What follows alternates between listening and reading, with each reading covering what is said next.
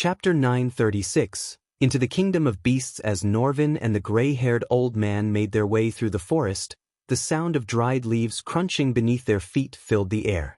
The trees around them were tall and imposing, their branches reaching up to the sky. The air was cool and crisp, and the sun shone down on them, filtering through the leaves above. Norvin's golden fur shone brilliantly in the sunlight, his massive 6 feet tall towering body over the old man beside him. The old man was dressed in a traditional butler uniform, complete with a gray vest, white shirt, and black bow tie. His gray hair was neatly combed and slicked back, giving him a regal appearance. As they continued on their journey, the old man suddenly stopped, his keen senses detecting something in the air. Despite the cloudy afternoon, he sensed an impending storm and urged Norvin to set up camp before it hit. "Young Master Norvin, we should camp here," the old man said urgently. "I sense a storm is coming, and we must take shelter before it's too late." Norvin nodded in agreement, knowing that his companion's instincts were always spot on. They quickly set up camp, securing their belongings and sheltering under a large tree.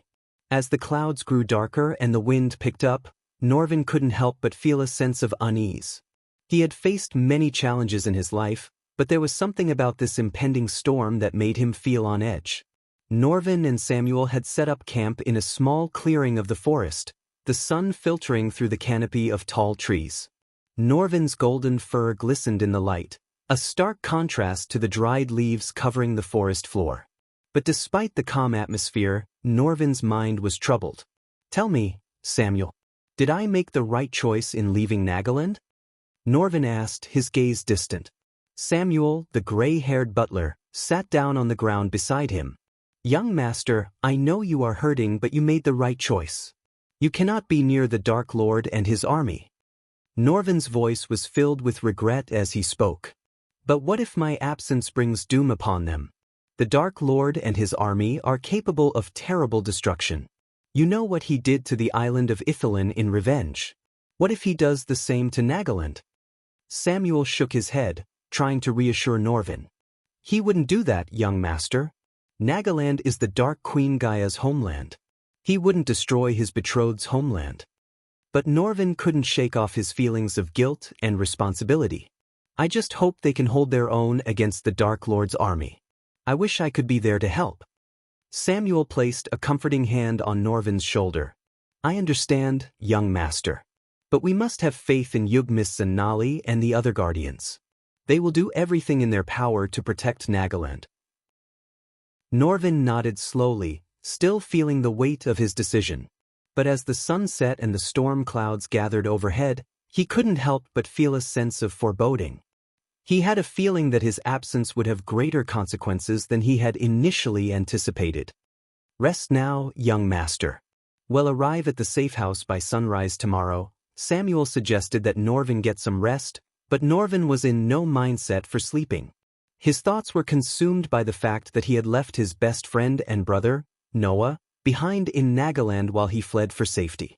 Now, Noah was in a coma and unconscious, vulnerable to the dangers of the Dark Lord's army. Norvin felt a deep sense of guilt and regret for not being there to protect him. To make matters worse, Alicia, Noah's wife, had left for Ar to seek an alliance with the Empress to fight against the Dark Lord. With both Norvin and Alicia absent from Noah's side, Norvin felt an overwhelming sense of helplessness. He leaned his head back against the tree and closed his eyes, but his mind was racing. The thought of Noah's life hanging in the balance made it impossible for him to rest. The only thing he could do was to keep moving forward, to reach the safe house and regroup with their allies. Samuel watched over him with a sense of concern, knowing that the weight of the situation was heavy on Norvin's shoulders. He silently prayed for their safe passage to the safe house, hoping that they could reunite with their loved ones and face the challenges ahead as a united front. While Samuel was sitting by the campfire, a sudden sharp pain ripped through Samuel's gut, causing him to let out a blood-curdling scream that echoed through the silent forest. Norvin's thoughts were jolted out of his mind by Samuel's agonizing cry, and he leapt to his side, desperation in his eyes. "What's happening to you, Samuel?" Norvin asked urgently, but the old man could only writhe in pain and let out another anguished cry. Then, as suddenly as it began, Samuel fell silent and lost consciousness. Norvin's heart skipped a beat at the sight of the old man lying motionless on the ground. Panicked, Norvin examined Samuel's body, and his eyes widened in horror as he sensed a disruption in Samuel's soul. It was as though a part of his soul had been violently ripped away, leaving behind an emptiness that chilled Norvin to the bone. What could have caused this? Norvin muttered to himself, his mind racing. He knew that such an injury to the soul was not something that could be easily mended, and the implications of this attack weighed heavily on his mind. Who or what could have caused such a thing? And why had they targeted Samuel? As Norvin tended to Samuel's unconscious body, his mind raced with questions and fears. The journey ahead suddenly seemed much more treacherous than before, and he knew that they would have to be even more vigilant if they were to survive the dangers that lay ahead. Unknown to Norvin, the sharp pain that suddenly struck Samuel's body was no coincidence. It occurred precisely at the same moment Michael consumed Andreas' soul from Noah's body in Nagaland. Little did Norvin know that Andreas had left a small piece of his soul in Samuel's body, and when Michael destroyed that part of the soul, the remaining piece in Samuel's body was also destroyed. Fortunately, the second soul part of Andreas, which was with Salisi, was not affected since the soul piece in Samuel's body was from the soul part of Andreas, which was with Noah. Norvin examined Samuel's condition and concluded that the old man needed rest to recover from the sudden pain he had experienced. Satisfied that Samuel would be okay, Norvin covered him with a warm blanket and climbed up a nearby tree to keep watch. Despite Samuel's stable condition, Norvin couldn't help but be plagued by thoughts of what had caused the sudden disruption in his body. Peering into the distant sky, he kept watch over the sleeping Samuel. The forest was eerily quiet except for the occasional rustling of leaves and twigs under the weight of nocturnal animals. The thought of the Beast King's kingdom brought a sense of both relief and apprehension to Norvin. He had heard of the powerful beast men and their imposing ruler, but had never met them himself.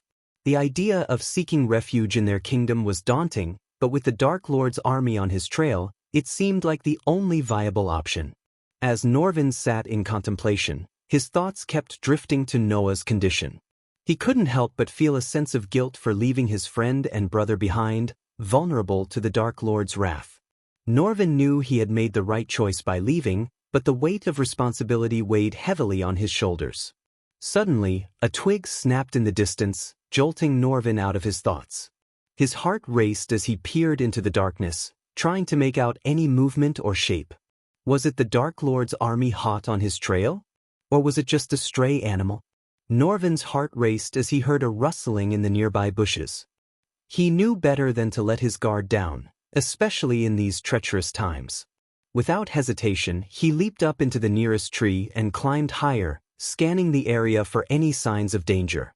His golden fur glistened in the light, and his senses were on high alert as he listened intently for any sound that might give away an attacker's presence. His mind raced with thoughts of the Dark Lord's army and what they might be capable of.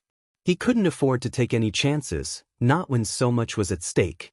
As he surveyed the area, his grip on the tree tightened, and he readied himself for any incoming threat. Norvin's keen eyesight caught a glimpse of movement in the distance, and he narrowed his eyes to get a better look. As the beastmen drew closer, he saw that they resembled a pack of wolves. Their fur was sleek and dark, blending in with the shadows of the forest. They moved with a graceful, predatory gait that sent shivers down Norvin's spine. Despite his fear, Norvin kept his guard up and watched the groups approach carefully. He didn't know their names or identities, but he could tell that they were skilled warriors. Each of them carried a weapon and wore a fierce expression of years of training and experience. As the pack of wolf-like beastmen approached Norvin's campsite, Norvin tensed up, unsure of their intentions. The pack leader, a towering beast with thick gray fur and piercing yellow eyes, stood at a distance and bared his fangs, growling a warning. Norvin slowly raised his hands in a show of non-aggression, but kept a watchful eye on the pack. The leader spoke in a low, guttural voice, asking Norvin why he was venturing into the territory of the Beast Kingdom. Norvin hesitated, unsure of how much he should reveal. He knew that the Beast Kingdom was a powerful and feared nation, and he didn't want to reveal too much about his own mission.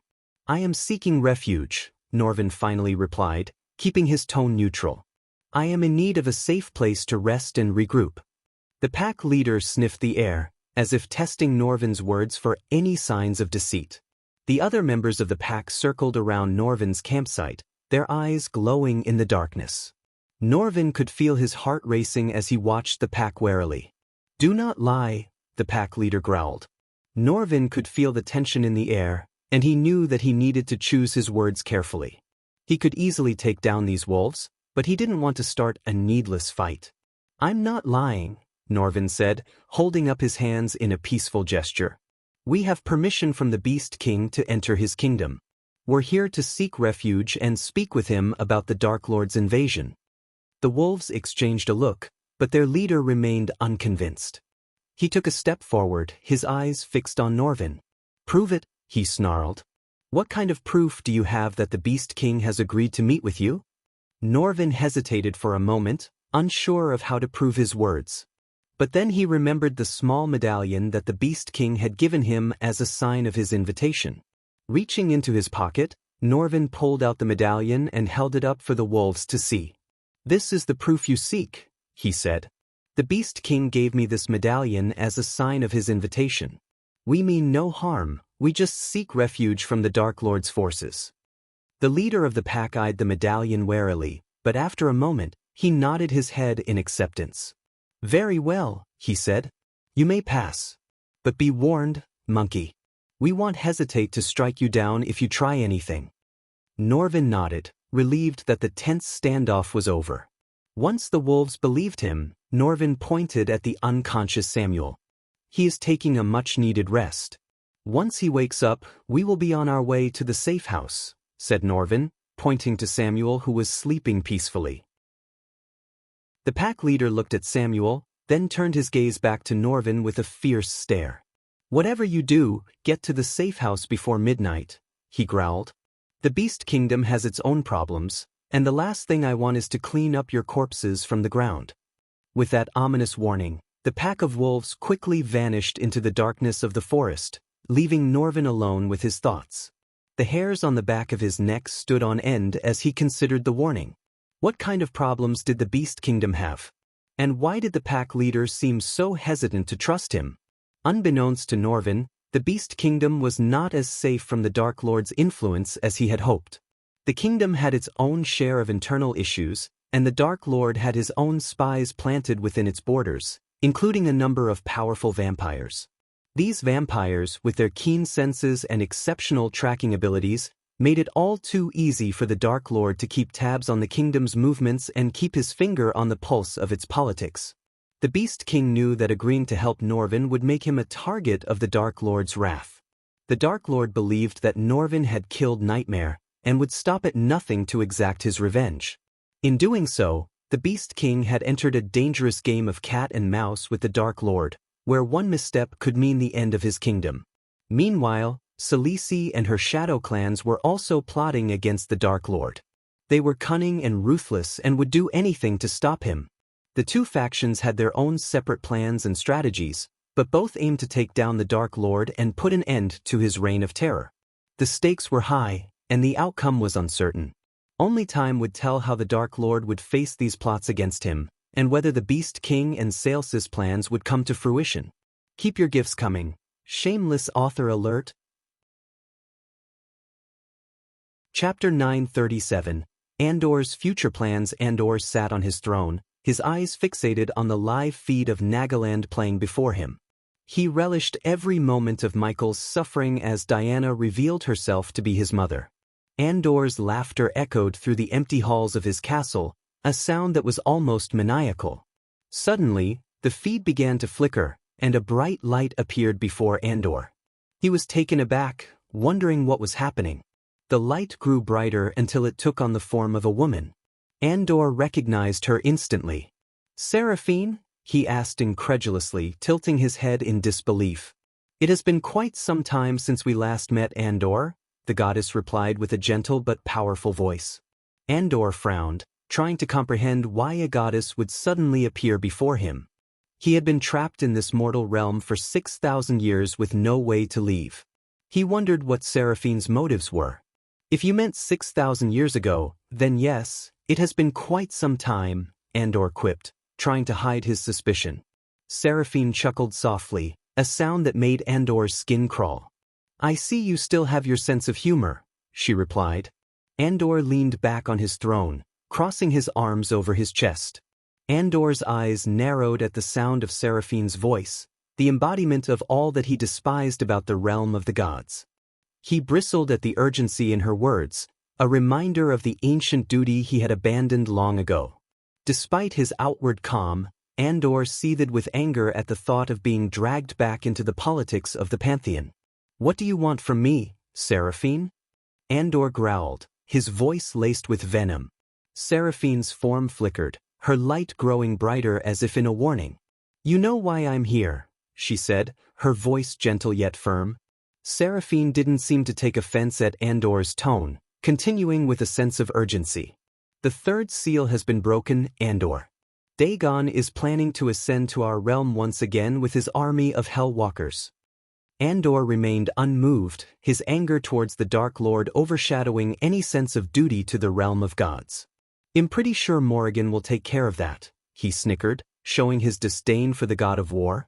The last time I checked, it was your duty to prevent Dagon from ascending to the realm of gods, Seraphine reminded him. Andor's voice dripped with venom as he retorted, well, the last time I checked, I can't even leave this damn castle. So if you have a way to break the seal and let me out of here, I might go deal with Dagon out of the goodness in my heart. He knew he was treading a dangerous line, for if he showed too much hatred towards his own kind, the gods might find a way to keep him in the mortal realm for longer. But he couldn't hide his anger and hatred towards the realm of gods anymore, not when he had been trapped in the mortal realm for 6,000 years. Seraphine looked at him with a sense of disappointment and sadness. Your hatred blinds you, Andor. You were once a noble and just god, but your anger towards the Dark Lord has consumed you and made you forget your duty to our realm. You are needed in the war against Dagon, but first, you must let go of your anger and remember who you truly are. Andor's face twisted with rage. You know nothing of what I have endured, Seraphine. You and the other gods have no right to judge me. My hatred is not what blinded me, Seraphine. It was my own kind that forgot about me. None of you bothered to check on me until you want something from me. Tell me, goddess of all information, how many times have you checked on me? None. Andor's voice grew louder as he continued. For a goddess of information, you seem to have no clue that I am trapped in this damn castle. So tell me, how am I supposed to deal with Dagon? And why would I want to help you even if I could? The tension in the room was palpable as Seraphine regarded Andor with a mix of sadness and frustration. We are not blind to your plight, Andor. We have not forgotten you. But you must remember that our realm is in danger. We need your help and are willing to do what we can to assist you in leaving this castle. Andor was taken aback by the sudden offer of help. His anger and hatred for the gods had blinded him to any possibility of assistance from them. But deep down, he was still desperate to leave the mortal realm any way he could, even if it meant working with his own kind whom he despised. He suppressed his rage and considered the offer for a moment. Sensing that Andor was not going to interrupt her, Seraphine took the chance to continue speaking. Seraphine leaned forward, her voice low and urgent. Andor, listen to me. Dagon cannot escape the hell without first breaking several powerful artifacts that keep him imprisoned there. He cannot destroy them himself, so he is sending his Hellwalkers to do it. We need the Sky Hall to fight against these Hellwalkers and protect the artifacts. If they are destroyed, nothing will stop him from ascending to our realm. Andor listened to Seraphine intently, weighing his options as he considered her proposal. Although he still harbored a deep-seated anger towards his fellow gods, he knew that he was also desperate to leave the mortal realm, and the opportunity to do so might be worth considering. Let us assume for a moment that I am willing to assist you, he said slowly, eyeing Seraphine with suspicion. But what makes you think that the Sky Hall alone will be enough to stop Dagon and his army of Hellwalkers? Breaking things is always easier than preventing them from being broken, And even if I were to agree to send the Skyhall to this fight, Dagon would eventually find a way to break the artifacts without any gods fighting against him. Seraphine nodded gravely. We are aware of that.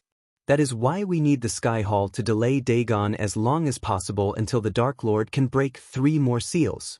Once that happens, we can send a god from the Pantheon to the mortal realm and engage in battle with Dagon's army directly. Andor's frustration was palpable as he slammed his hand on the armrest of his throne. So, you're telling me that you could send a god to the mortal realm but not bring me back? This is outrageous, he exclaimed. Seraphine's expression softened slightly. I understand your anger, Andor. But the rules of our realm are not always fair. Andor scoffed. Rules? The Dark Lord doesn't follow any rules. He has already caused so much destruction, and yet the Pantheon still underestimates him. Dagon may be a threat, but he's nothing compared to the Dark Lord. Andor's eyes blazed with fury as he confronted Seraphine. Why does the Pantheon continue to underestimate the Dark Lord? He is a much greater threat than Dagon could ever be. Why not send a god to the mortal realm to take him out? Seraphine's expression was grave as she responded, because we are still here, Andor. The Dark Lord is not. The previous Dark Lord was forced to reset the mortal universe as a last resort. Even at his peak, he only managed to kill some weak gods. Dagon, on the other hand, could threaten the very existence of the Pantheon itself. Andor seethed with anger, knowing that his own hatred for the Dark Lord was consuming him, blinding him to the true danger that lay ahead. Despite his loathing for the gods, he knew that he needed their help to escape the mortal realm. But at what cost? Would he be forced to fight alongside those he despised to save the very realm he had grown to hate? Seraphine's voice rang out with a tinge of disappointment and frustration. Do not forget your true purpose, Andor. You were sent to the mortal realm to eliminate the threat that Dagon poses to our world, she reminded him. 6,000 years ago, the Pantheon had tasked Andor with the mission to end Dagon's existence. However, Andor's stubbornness and hatred towards the Dark Lord had clouded his judgment, and he ended up fighting the wrong enemy. His reckless actions had nearly cost him his life, and Andor's anger had only grown since then, causing him to forget his original mission. Seraphine's voice was firm and determined as she made her offer to Andor. If you help the Pantheon defeat Dagon and the other fallen gods, I will personally make sure that the Dark Lord pays for what he did to you. Whatever the cost, I will find a way to bring you out of the mortal realm and restore you to your rightful place among the gods. Her words hung in the air, a tantalizing promise of revenge and redemption. Andor's eyes gleamed with a sudden realization that the gods' offer was too good to refuse. Despite his loathing towards the gods, he had no doubt in their power and authority. Their word was as good as gold, and if they promised him anything, they would keep it no matter the cost. Andor knew that dealing with the Dark Lord would require a lot of planning, strategy, and cunning. However, with the Pantheon's help, he could deal with the Dark Lord directly, using brute strength and force, something that he was exceptionally skilled at. Andor expressed his concern to Seraphine. If I commit the Skyhall's resources to fight against Dagon and his army, that would leave the Dark Lord unchecked. How can we be sure that it's the best course of action? Seraphine chuckled at Andor's words. You underestimate the power of the goddess of information, Andor. I know all that happens in the mortal realm, including your contingency plans. The Shadow Clan is one of them, is it not? And even if you had no plans, letting the Dark Lord run rampant will work in our favor. The more chaos he causes, the easier it will be for us to sway the Pantheon to end his existence. Andor was taken aback by Seraphine's knowledge. He had always been careful to keep his plans hidden from the gods, but he should have known better than to think he could keep secrets from the goddess of information. He sighed, realizing that he had no choice but to agree to Seraphine's proposal. If it meant he could finally exact his revenge on the Dark Lord, he was willing to sacrifice the Skyhall's resources and let the Dark Lord run rampant in the mortal realm. Fine, he'll help you. But remember, Seraphine, I'm doing this for my own reasons, not for the realm of gods, Andor said, his voice laced with bitterness and anger. Seraphine nodded, her expression solemn. I understand, Andor. but we need your help now more than ever. Dagon poses a threat to our entire world, and we cannot face him alone." Andor clenched his fists, his rage boiling inside him. He knew that Seraphine was right, but he couldn't help feeling resentful toward the gods. They had abandoned him to the mortal realm for 6,000 years, and now they expected him to come to their aid. But despite his anger, he knew that he couldn't let his personal grudges get in the way of what needed to be done. If he didn't help the Pantheon, they would all be doomed. As the conversation seemed to be coming to an end, Seraphine's voice became more serious. "And before we part ways, there is something else you should know, Andor," she said, her tone weighted with importance. Andor raised an eyebrow in curiosity. He knew that whatever Seraphine was about to tell him, it must be something of great importance. "There is a fallen god who has taken refuge in the mortal realm and has turned himself into a vampire," Seraphine revealed, her voice filled with urgency. Andor's eyes widened at Seraphine's revelation. "A fallen god who turned himself into a vampire? What's his name?" he demanded. "Ingram," Seraphine replied calmly. "He's one of the elder vampires at the table." Andor's mind raced as he processed this new information. A fallen god aiding Dagon, and one who had turned himself into a vampire no less. Andor felt a twinge of amusement at the thought of a fallen god turning himself into an elder vampire. He knew that the fallen gods were capable of anything, but the idea of one of them becoming a vampire was quite unexpected. He couldn't help but picture the fallen god Ingram sitting at a table, dressed in black leather and sipping on a glass of blood, surrounded by other vampires. The irony of it all made Andor chuckle, despite the gravity of the situation. Seraphine couldn't help but feel a sense of respect for Andor. Despite being stripped of his power and stuck in the castle for so long, he still possessed a sharp mind and cunning intellect that made him one of the most powerful gods in their world. She knew that underestimating him would be a grave mistake, as he was capable of outmaneuvering even the most cunning of opponents. It was this resilience and determination that made Seraphine realize that Andor was not to be taken lightly, and that he could prove to be a valuable ally in the fight against Dagon and the other fallen gods. Chapter 938. A weapon of the gods. As Seraphine vanished before his eyes, Andor snapped his fingers, summoning a shimmering golden orb before him. With practiced ease, he placed his hands on either side of the orb, causing it to flicker and hum to life. Within seconds, the figures of several of his most trusted underlings materialized within the orb, each one bowing low in reverence to their lord. Despite being stripped of his power and confined to the castle, Andor was still one of the most cunning and powerful gods in his world, with a network of loyal followers at his command.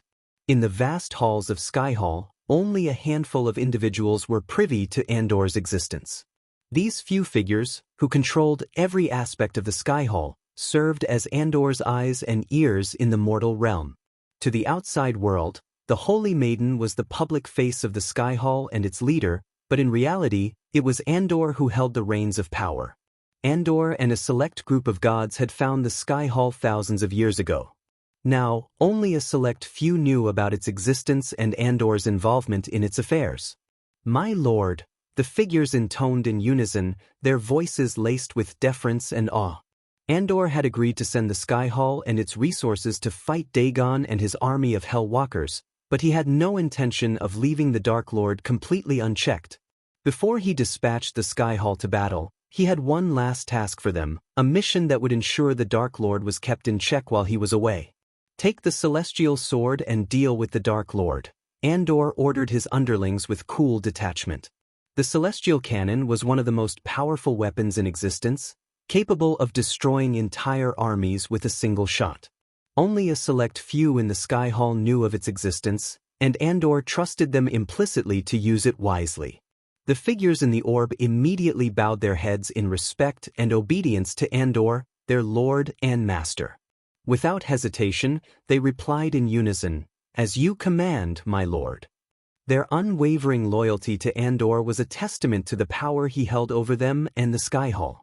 Andor knew that he could rely on them to carry out his orders, no matter how dangerous or difficult the task may be. With a wicked smile, Andor gave a final command to his subordinates in the Sky Hall. "Make sure Cobra receives my gift," he said, his tone laced with a hint of malice. Andor was a man of focus and commitment and sheer will. Andor's unyielding focus and unwavering commitment were the stuff of legends in the realm of gods.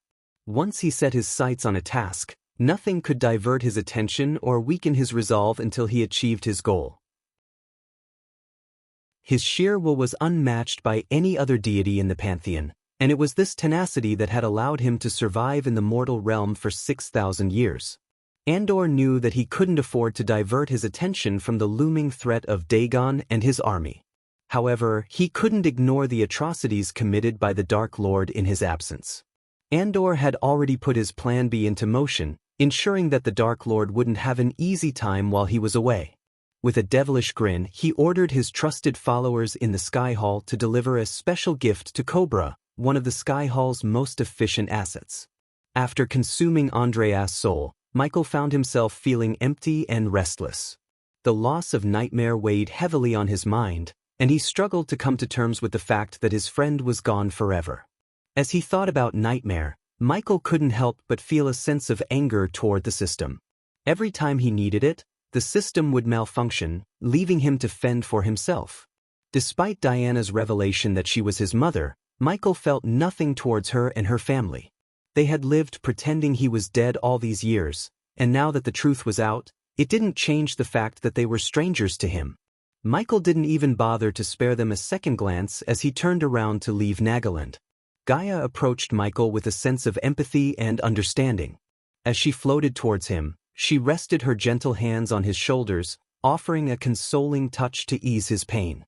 She could feel the weight of his sorrow, heavier than even her own, for the loss of his dear friend Nightmare. But there was something more that added to his agony, something that made her heart ache even more. She knew that Michael was now burdened with the knowledge that his greatest adversary, the one he was fated to fight, was none other than his own brother. The revelation had shattered his world, leaving him to grapple with an overwhelming mix of emotions that were difficult to comprehend. Gaia could only imagine the turmoil he was going through and wished there was something more she could do to comfort him. As Michael was preparing to depart from Nagaland, a sense of unease washed over him, causing every hair on his body to stand on end. The storm that had been raging around the island intensified, casting ominous darkness over the already bleak landscape. Suddenly, a massive shadow loomed over them, and Michael's instincts went into overdrive. He looked up, and his eyes widened in shock as he beheld an enormous ship that resembled a sword. The vessel was gargantuan, dwarfing even the island of Nagaland itself. It was easily the largest ship Michael had ever seen, and it left him and everyone else who witnessed it stunned with disbelief. The sheer size and scale of the ship were awe-inspiring, and it was a terrifying sight to behold.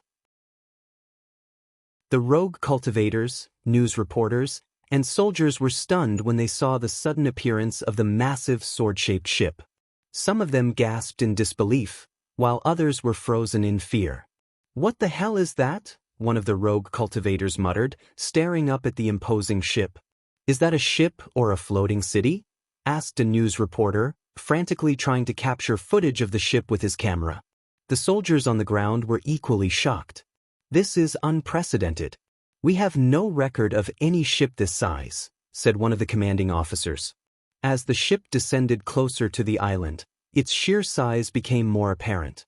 It was easily 3 times larger than the island of Nagaland and appeared to be made of a dark, metallic material. The ship had intricate designs etched onto its surface, giving it an ancient and ominous appearance. "Holy shit, what is that thing?" one of the soldiers muttered under his breath. "I've never seen anything like it," exclaimed a news reporter, her voice trembling with fear. Another rogue cultivator looked up at the ship in disbelief. "This can't be good. What the fuck is happening?" The ship cast an ominous shadow over the island, making it seem as if the end of the world had come. People ran in every direction, screaming and shouting in fear. "We're all gonna die," yelled a soldier as he fell to his knees, clutching his head in despair.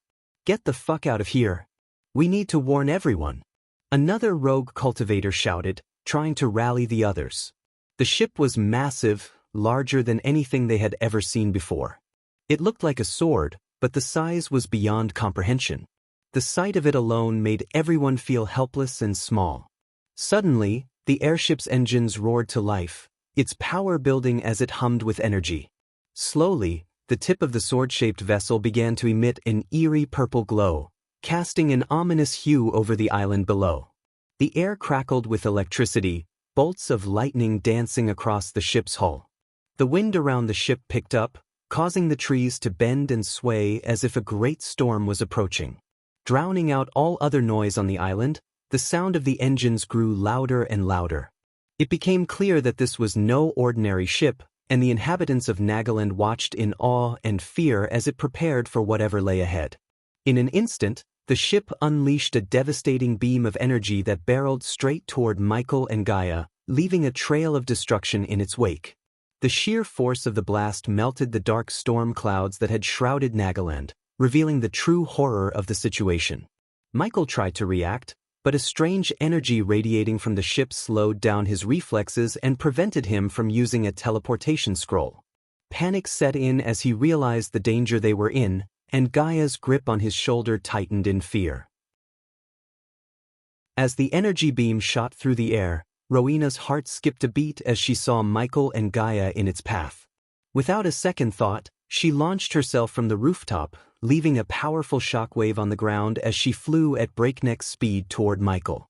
Her mind raced with a jumble of thoughts and emotions, and she knew that she had to act fast. As she flew, she thought of the ancient text she had stumbled upon in the forbidden section of the Sky Hall Library, a text that spoke of a ship beyond mortal comprehension. Could this be it? Was it the ship that the text had warned about? Her heart pounding, Rowena flew towards Michael, feeling the weird energy from the ship slowing down her reflexes. She had to act fast if she was going to save him. Despite the fact that Dean refused to forgive and forget their mother for abandoning him as a child, Rowena couldn't deny that he was still her little brother and that blood was thicker than water. She knew that Dean was misunderstood by the world and that the chaos and destruction he caused had earned him the label of evil, but to her he was still her little brother. To Rowena, family came first, even above her loyalty to the Sky Hall or her own life. She felt a fierce protectiveness toward both Noah, whom she had watched grow up, and Dean, whom she had only recently learned was her brother. She knew Dean might never understand her loyalty, but she was willing to risk everything to protect him and their family. Driven by her fierce protectiveness towards her family, Rowena knew that she had to do something to save Michael. With no other options in sight, she realized that she had to use the Forbidden Stone, an ancient artifact that had been hidden away in the depths of the Sky Hall's forbidden library for centuries. The energy from the ship had slowed Michael's reflexes, making him unable to use a teleportation scroll, and it was only a matter of time before the beam hit him. Rowena knew that she had to act fast if she wanted to save him. She focused all her energy and determination, racing towards Michael with lightning speed, leaving a trail of crackling energy in her wake. As she drew near, she took out the Forbidden Stone, knowing that using it was a risk that could have dire consequences. But for Rowena, the safety of her family was worth any risk. She pressed the stone to Michael's forehead, and in that moment, a powerful energy surge enveloped them both, transporting them away from the ship's deadly beam. As Michael and Gaia vanished from the path of the beam, Rowena stayed behind to face the full force of the energy blast. The beam hit her squarely, and she felt an intense heat spread through her body. The impact sent her flying through the air, her body tumbling end over end. Diana and Sabrina watched in horror as Rowena was struck, their screams mixing with the sound of the explosion. Diana and Sabrina shouted in terror as they saw Rowena get hit. The sound of the beam hitting Rowena was deafening, and for a moment everything seemed to stand still. When the realization of what had just happened sunk in, the onlookers were left stunned and unsure of how to react. Did she just sacrifice herself to save him? One rogue cultivator whispered, his voice barely audible over the ringing in his ears. But he's the Dark Lord, another said in disbelief. Why would she risk her life for him? Rowena's love for her siblings knew no bounds, and she was always there for them no matter what. She had always been the one to stand up for them and protect them from harm. Her actions in risking her life to save the Dark Lord were a testament to this love and devotion. Even though he was the enemy of many, Rowena couldn't turn her back on him because he was still family. "I don't know," a news reporter replied, still in shock from the sudden turn of events. "But it looks like she did it without a second thought." The soldiers who had been standing nearby remained silent, unsure of how to process what they had just witnessed. The group stood there in silence as the enormity of what had just happened began to sink in. Rowena had risked her life to save the Dark Lord, a man who was seen by many as the embodiment of evil. And yet, at that moment, all of that seemed to fade away, replaced by the simple fact that one person had saved another. As the dust and debris settled, it became clear that Rowena was no longer in sight. Whether she survived the attack or not remained a mystery. Keep the gifts coming. Chapter 939. In the realm of hell. As Michael and Gaia materialized in the new location, he could feel his skin crawl as he took in the barren, desolate landscape before him. It looked like the fire realm he had been to before, but this place was much darker and more ominous. The air was thick with the stench of sulfur, ash, and decay, and the ground beneath his feet was jagged and treacherous. When he looked around, Michael could see that the sky was a foreboding black, with swirling clouds and bolts of lightning flashing in every direction. There was no sun or moon, no natural light to guide his way. Instead, the only illumination came from the flickering flames that rose up from the molten lava rivers that ran through the realm. The flames cast eerie shadows across the desolate landscape, and Michael could feel the heat from the lava even at this distance.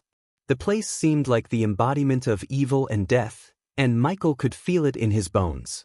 The screams of the damned could be heard echoing through the darkness, and he could sense the presence of malevolent beings lurking in the shadows, eager to inflict pain and suffering on anyone who dared to enter this realm.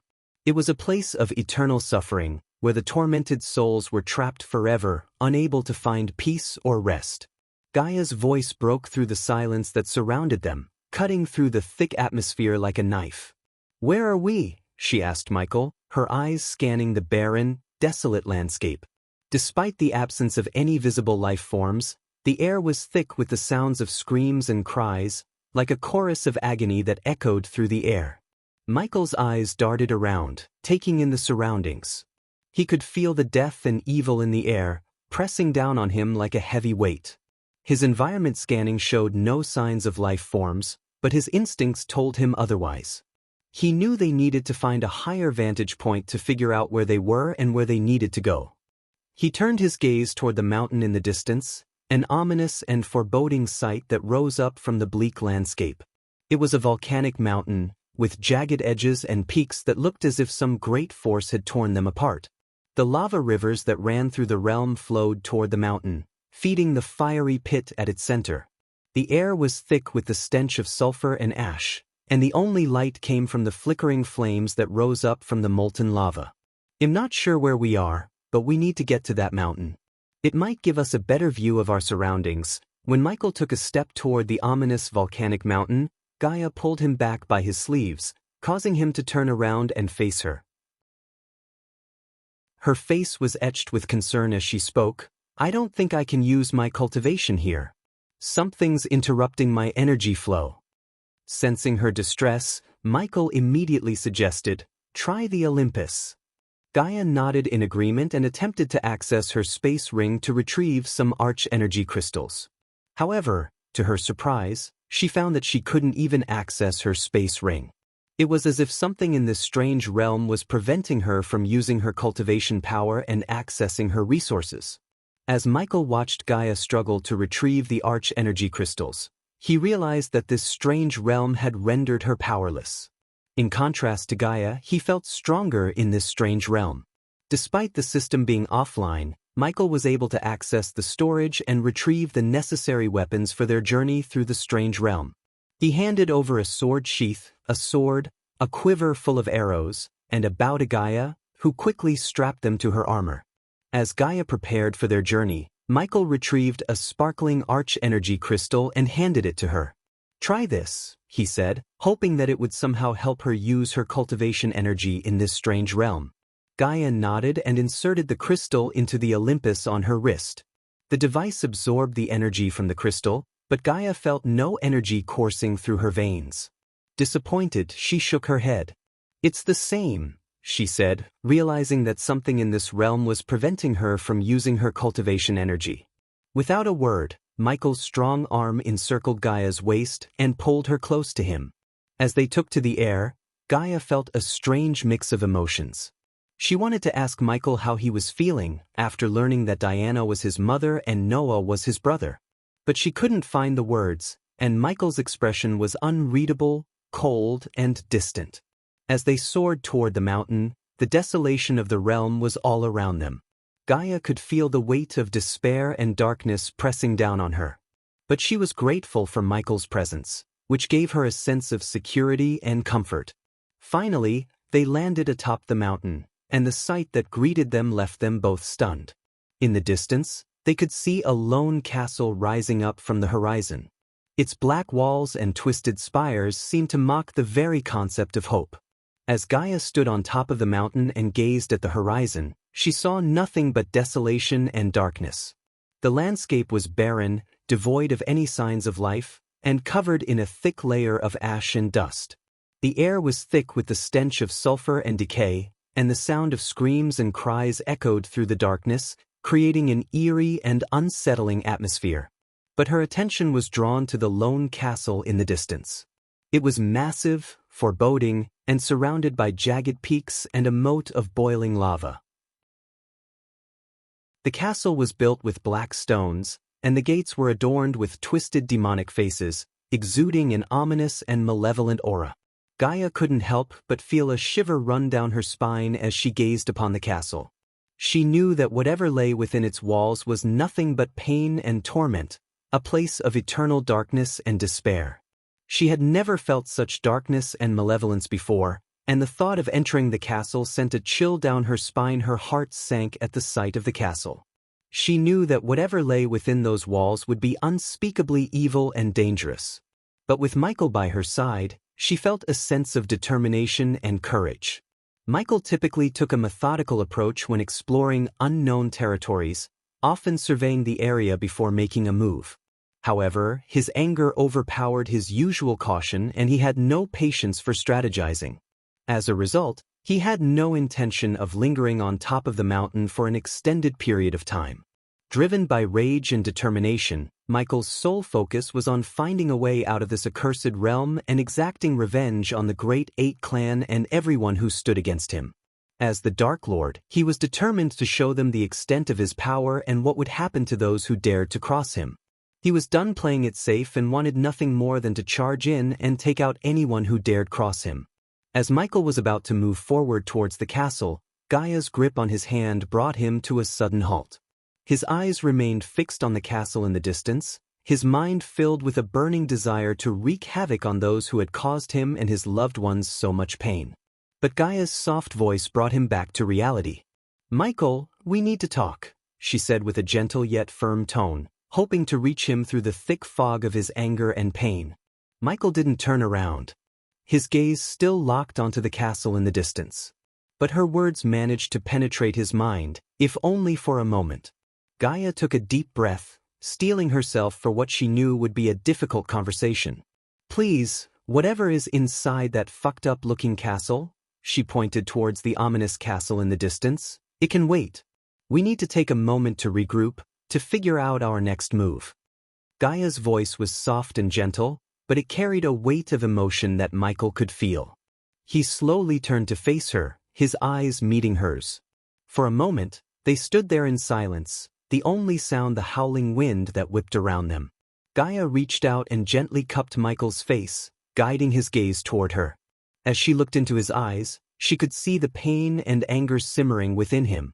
With a deep breath, she leaned in and touched her forehead to his, hoping to find some way to calm him down. But as soon as their foreheads touched, a wave of grief washed over her. The memory of losing her beloved little lizard, Nightmare, came rushing back, and tears started streaming down her cheeks. She tried to hold back the sobs that threatened to escape her, but the pain was too much to bear. Feeling her body shake with emotion, Michael wrapped his arms around her and held her close, offering comfort in the only way he knew how. Together, they stood on the mountain, holding on to each other as they grieved for what they had lost and braced themselves for what lay ahead. As Michael thought about Diana being his mother, a wave of emotions hit him like a ton of bricks. Anger, sadness, and betrayal all churned inside him, making it difficult for him to think straight. He couldn't believe that the woman who had abandoned him and left him to fend for himself was his own mother. It felt like a cruel joke. He wondered how Diana could have raised Noah, her other son, with all her love and care while he had to struggle and grow up as an orphan.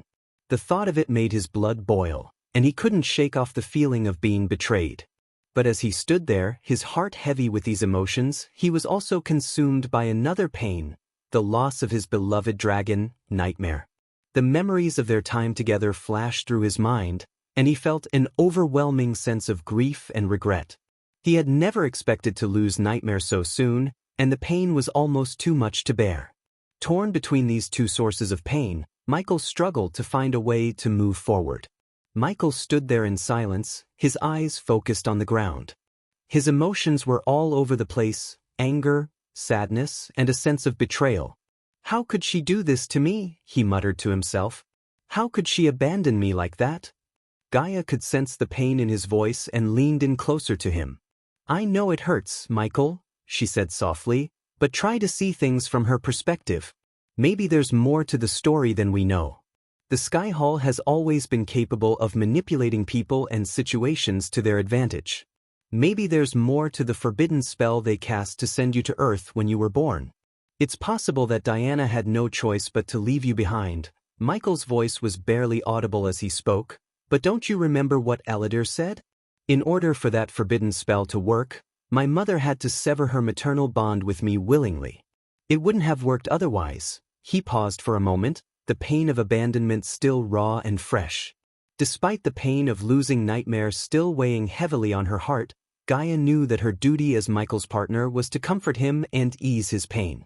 She pushed aside her own grief and focused solely on tending to Michael's needs, for that was what true love meant to her. At that moment, Michael's pain became her top priority, and she was determined to be there for him in any way she could. Even though Gaia loved Michael deeply and wanted to help him heal from the pain of being abandoned by his mother, she also wanted to approach the situation objectively. She didn't want to fuel his anger by blindly supporting his emotions. Gaia knew that there had to be a reason for Diana's actions, and she wanted Michael to consider the possibility that there was more to the story. She couldn't shake the feeling that there was a bigger picture that they were missing. Gaia wanted to understand Diana's perspective and help Michael see things from a different angle. "Michael, I know this is difficult for you, but please try to see things from your mother's perspective," she said, her voice filled with empathy. "Think about it. The Sky Hall was afraid of the prophecy and the chaos it could bring. Diana had to make a difficult decision, one that no mother should have to make. The Sky Hall, with all its power and influence, would have done anything to prevent that from happening. Even if Diana had wanted to keep you, they would have threatened her family and their safety. So, what would you have done if you were in her position? Would you have risked the lives of your entire family to save one child? Or would you have sacrificed one child to save your family?" She paused for a moment to let her words sink in. I'm not saying what she did was right or fair, but sometimes, people are put in impossible situations and have to make tough choices. It doesn't mean they don't love you or care about you. It just means they had to do what they thought was best in a difficult situation. Gaia looked at Michael with compassion, hoping her words would help ease his pain and anger toward his mother. "The damage has already been done, Gaia. It's not that easy to forgive and forget, especially when it comes to something as big as this. I don't think I can suddenly accept her as my mother just because she had no choice. It's like a broken mirror that can never be fixed, and even if we did try to fix it, the cracks would always be there," Michael said, his voice laced with pain and bitterness.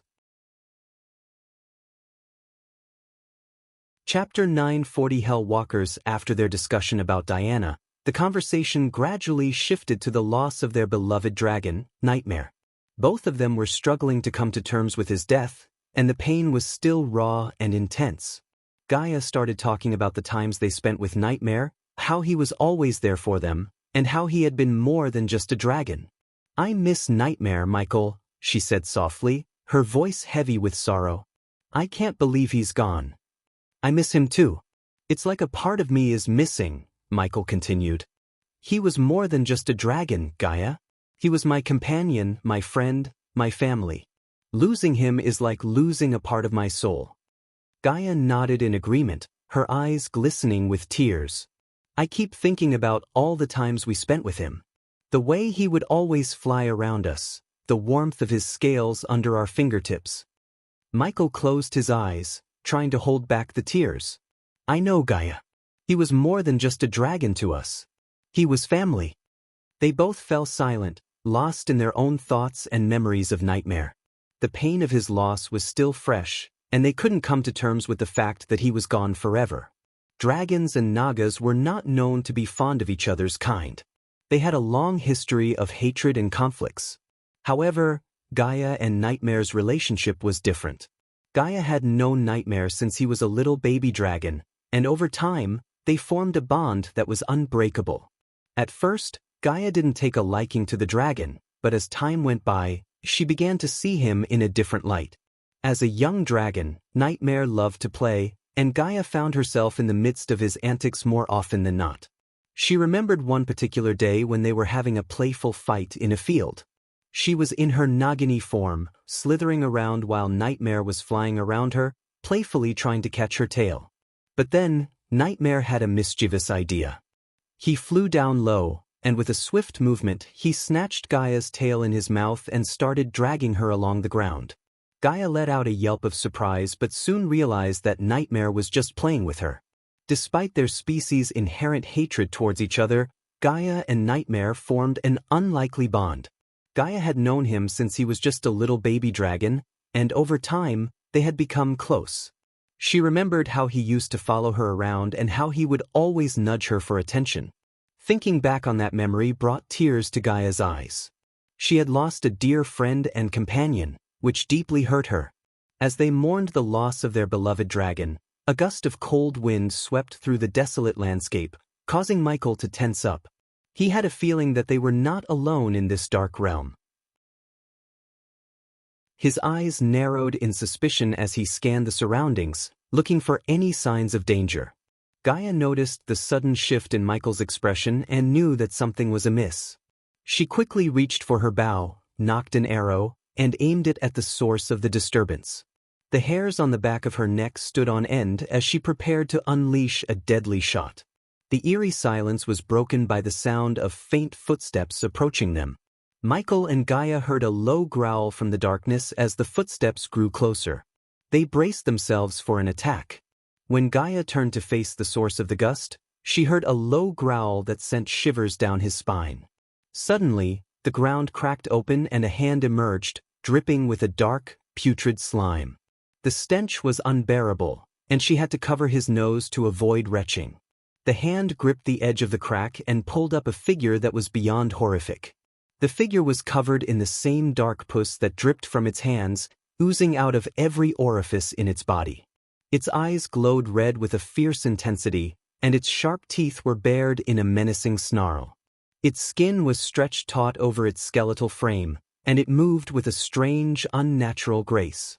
Michael could feel his heart racing as he took a step back, but Gaia stood her ground, her arrow pointed directly at the creature. The figure let out a chilling, otherworldly laugh that made the hair on the back of Michael's neck stand on end. "What are you?" demanded Gaia, her voice steady and unwavering. The figure merely laughed again, its voice sounding like 1,000 tortured souls screaming in unison. It took a step forward, and Michael could feel the air around them grow colder with each passing moment. This was no ordinary creature, Michael realized. It was a being of pure evil, sent to torment them in this godforsaken realm. He tightened his grip on his sword, ready to defend himself and Gaia at any cost. The figure emerged from the ground like a grotesque nightmare, its body oozing with dark, putrid pus that dripped onto the ground like acid. Its eyes, blood-red and piercing, fixated on Michael with a gaze that sent chills down his spine. "Behold what you have wrought," the figure snarled, its voice a low growl oozing with malice and vengeance. I am a vengeful Hell Walker, thanks to you. The creature's voice sounded like a chorus of tormented souls, each one crying out in agony and hatred. Michael remained resolute, his face stoic despite the terror that threatened to overwhelm him. The figure's voice was a disturbing blend of mournful wailing and seething malice, sending shivers down Gaia's spine. The Hell Walker's skin was pitch black, peeling off in some places, revealing the pulsating flesh underneath. Its eyes glowed with a malevolent red light, and its voice sounded like a cacophony of screeching metal and tortured souls. Can't you see who I am in this form, ghost? It snarled, saliva dripping from its mouth. Michael could sense the hatred and rage emanating from it but couldn't recognize the Hell Walker's identity, hidden beneath its grotesque appearance. The Hell Walker's body convulsed, and its limbs elongated as if trying to escape its own skin. Its eyes locked onto Michael's, and a shiver ran down his spine as he saw a glimpse of recognition in them. Could it be someone he knew before? Michael wasn't sure, but he knew one thing for certain: this Hell Walker was out for revenge, and he was the target. Michael didn't fear the Hell Walker as one might have, but what surprised Michael was the Hell Walker's power. His power seemed to grow with time, and something told Michael the Hell Walker's power depended on his hatred toward him. As Michael looked at the Hell Walker, trying to figure out his identity, the Hell Walker decided to reveal his identity before he died and was sent to the realm of Hell. Peter Belafort, heir of the Belafort family, he spat out.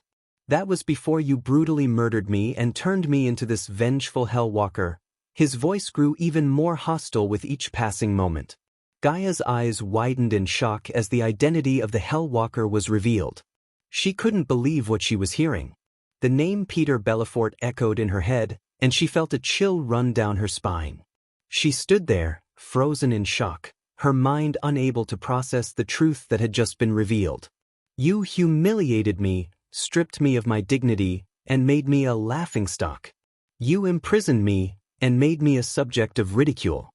But that wasn't enough for you, was it? You killed me in front of my own sister, and now I am cursed to suffer as a vengeful Hell Walker. Peter's voice was filled with pain, anger, and hatred. He was no longer the person he used to be. He had been transformed into a monstrous abomination fueled by his thirst for revenge against Michael. No trace of humanity was left in him, only a seething rage that threatened to consume him completely. Peter's voice suddenly turned into a peal of maniacal laughter that echoed across the mountain. Gaia shuddered at the sound, feeling the hair on the back of her neck stand up. Peter's laughter soon turned into words dripping with malice. I have dreamed of this moment every day since I arrived in this hellish realm. I have dreamed of the many ways I would torture you, ghost. I will tear you limb from limb, drink your blood, and feast on your flesh. I will make you suffer beyond your wildest imagination. And when I am done, I will repeat everything again. Peter's voice was filled with blood-curdling rage. As he spoke, he described in vivid, gory detail how he would torture Michael, making Gaia's stomach churn with disgust and fear. With an unwavering gaze, Michael delivered a cold and unyielding message to the vengeful Hell Walker before him. You made the grave mistake of crossing me in life, and now you're paying the price in death. Let this be a lesson to anyone who dares to challenge me. Despite the shock of learning the Hell Walker's true identity as Peter Belafort, Michael showed no fear or hesitation. The loss of his beloved dragon Nightmare and the betrayal of his mother had already filled him with a wave of unbridled anger, making Peter's threats seem like nothing more than a mere annoyance to Michael. Michael's voice dripped with coldness as he addressed Peter. You are not the only one who transformed into something else, Peter. A dark shroud began to envelop Michael, emanating a sense of foreboding that made the very air around them grow heavy. The glow of his eyes changed to an ominous mix of red and black, and as his power surged, the area around them began to darken. The ground shook, and a gust of wind started to pick up, hinting at the immense power Michael held within him. It was a glimpse of the Dark Lord's power, which was more than enough to unnerve Peter. With a fierce determination in his eyes, Michael unsheathed his dark sword from his back, the blade glinting in the dim light of the underworld.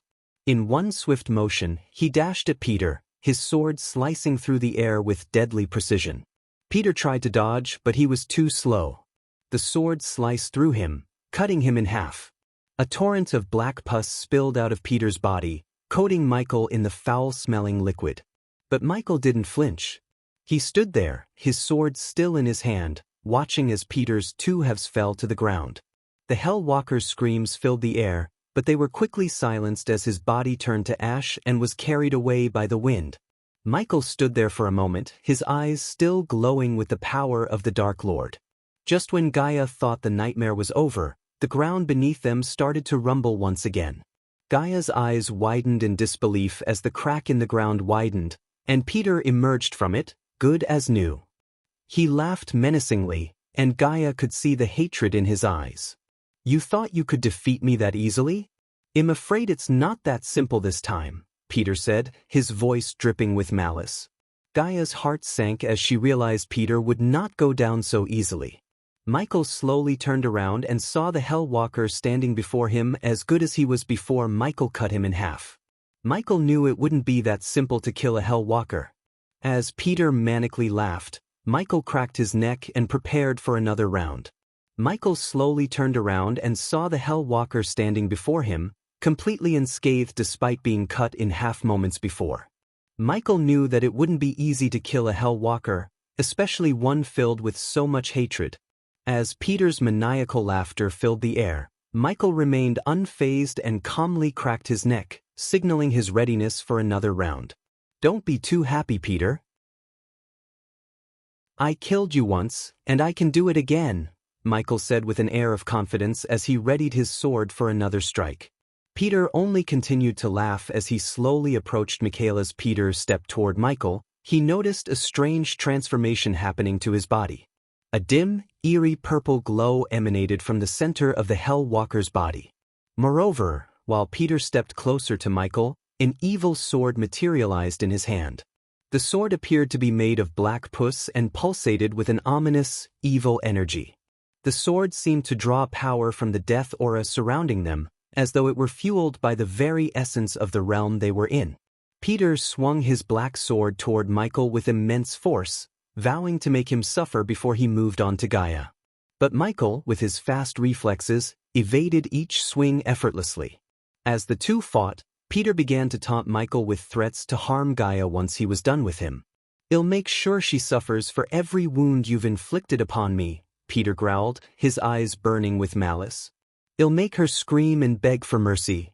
Michael remained calm and focused during the fight, but when he heard Peter threaten Gaia, an uncontrollable rage filled him. His power exploded through the roof as he stopped evading Peter's sword swings and grabbed him by his hands, crushing them with his inhuman strength. The evil sword fell to the ground as Peter screamed in agony.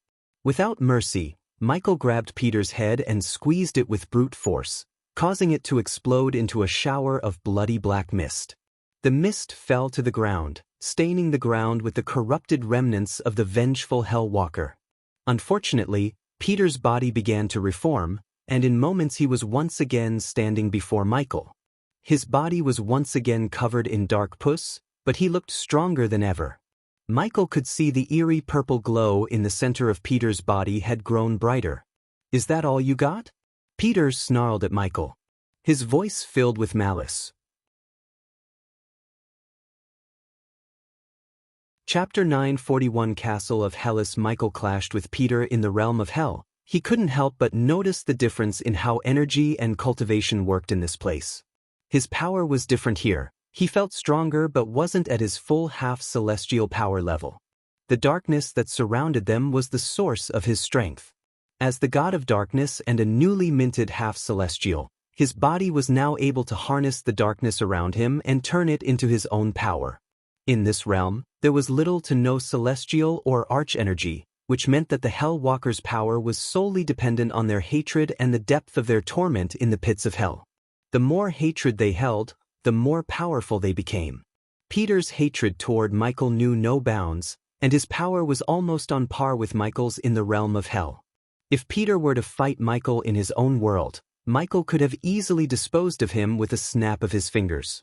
Michael and Peter continued their brutal fight, with Michael always having the upper hand. He used his dark sword to slice off Peter's limbs, but they quickly grew back, thanks to his powers as a Hell Walker. Michael could feel the hatred emanating from Peter as he swung his sword wildly, trying to land a hit on Michael. As they clashed swords, the ground beneath them shook violently, and chunks of earth and rocks flew into the air. Michael's eyes glowed with a mix of red and black as he unleashed a dark aura that surrounded him, making him even more powerful. Meanwhile, Peter's sword glowed with a sickly black light, and he howled with rage as he swung it with even more ferocity. Blood and black pus flew everywhere as Michael sliced through Peter's body, but it only seemed to make him stronger. Their fight was bloody and gory. Black pus spattered everywhere as Michael continued to slice through Peter's body. Peter's sword cut deep into Michael's skin, but Michael showed no signs of pain as he continued to fight with his dark powers. The ground shook with every blow, and Michael's dark aura grew stronger with each attack. He knew that he needed to end this fight quickly, or else Peter would become too powerful to defeat. Peter laughed maniacally as Michael cut off another limb. "You can't kill what's already dead, Ghost. I am already damned to hell, but you will join me soon enough," Peter said, grinning from ear to ear. Michael simply smirked in response. "Is that all you have, Peter? You're not even a challenge to me anymore. You're just a pathetic creature, controlled by your own hatred." But Peter's laughter only grew louder. "Controlled by hatred? I am the hatred ghost. I am the fury of all those who were wronged and betrayed. And you will pay for what you did to me." The fight continued, with Michael slowly gaining the upper hand once again. But every time he managed to cut off a limb, it quickly grew back, and Peter's laughter only grew more maniacal. "You can't win, Ghost. I am invincible," Peter taunted. "I will torment you for all eternity." Michael's mind was in overdrive as he tried to figure out what it all meant. He knew that the elven rune was powerful, but he had never seen anything like the hell flames before. As he looked at the eerie purple glow emanating from Peter's body, Michael could feel the darkness within him stirring. It was as if the flames and the glow were calling to him, beckoning him to unleash their power. Michael knew that this was his chance to end the fight once and for all. Time to end this. With a newfound determination, Michael leaped backward, creating some distance between him and Peter, and sheathed his sword back into the sheath on his back. As he slowly raised his hand, the dark flames emerged from his palm and danced around his wrist. Gaia felt the intense heat radiating from the dark flames and the pure pitch blackness of the flames. The air around them grew thick and heavy as the flames consumed the darkness, casting an eerie glow that illuminated the entire battlefield. As Michael conjured the dark flames, an intense heat radiated from his palm, causing Gaia to shield her face. The flames danced around his wrist, emitting a pure pitch blackness that seemed to swallow everything in its path. But as the dark flames grew stronger, the eerie purple glow within Peter intensified, pulsating like a beacon of malevolence. A low hissing sound filled the air, making Michael realize that the dark flames and the hell flames had some kind of history that he didn't know about. The dark flames began to move with a life of their own, as if they wanted to break free from Michael's grip and devour the purple glow. The hatred between the two forces grew stronger, and Michael knew that the battle was about to reach its climax. In this realm, where hatred fueled power, the dark flames and hell flames were like two volatile substances that, when mixed, threatened to explode with immense power. As the dark flames danced around Michael's wrist and the eerie purple glow in Peter's body grew brighter, both Michael and Peter felt a surge of power coursing through them, making them even stronger than before. The hatred between the flames was palpable, like two caged beasts waiting for a chance to tear each other apart. As the dark flames swirled around his wrist, Michael dashed towards Peter with lightning-fast speed, leaving a trail of afterimages in his wake. Gaia was awestruck as she could barely make out Michael's figure, which moved so fast that it seemed like a blur.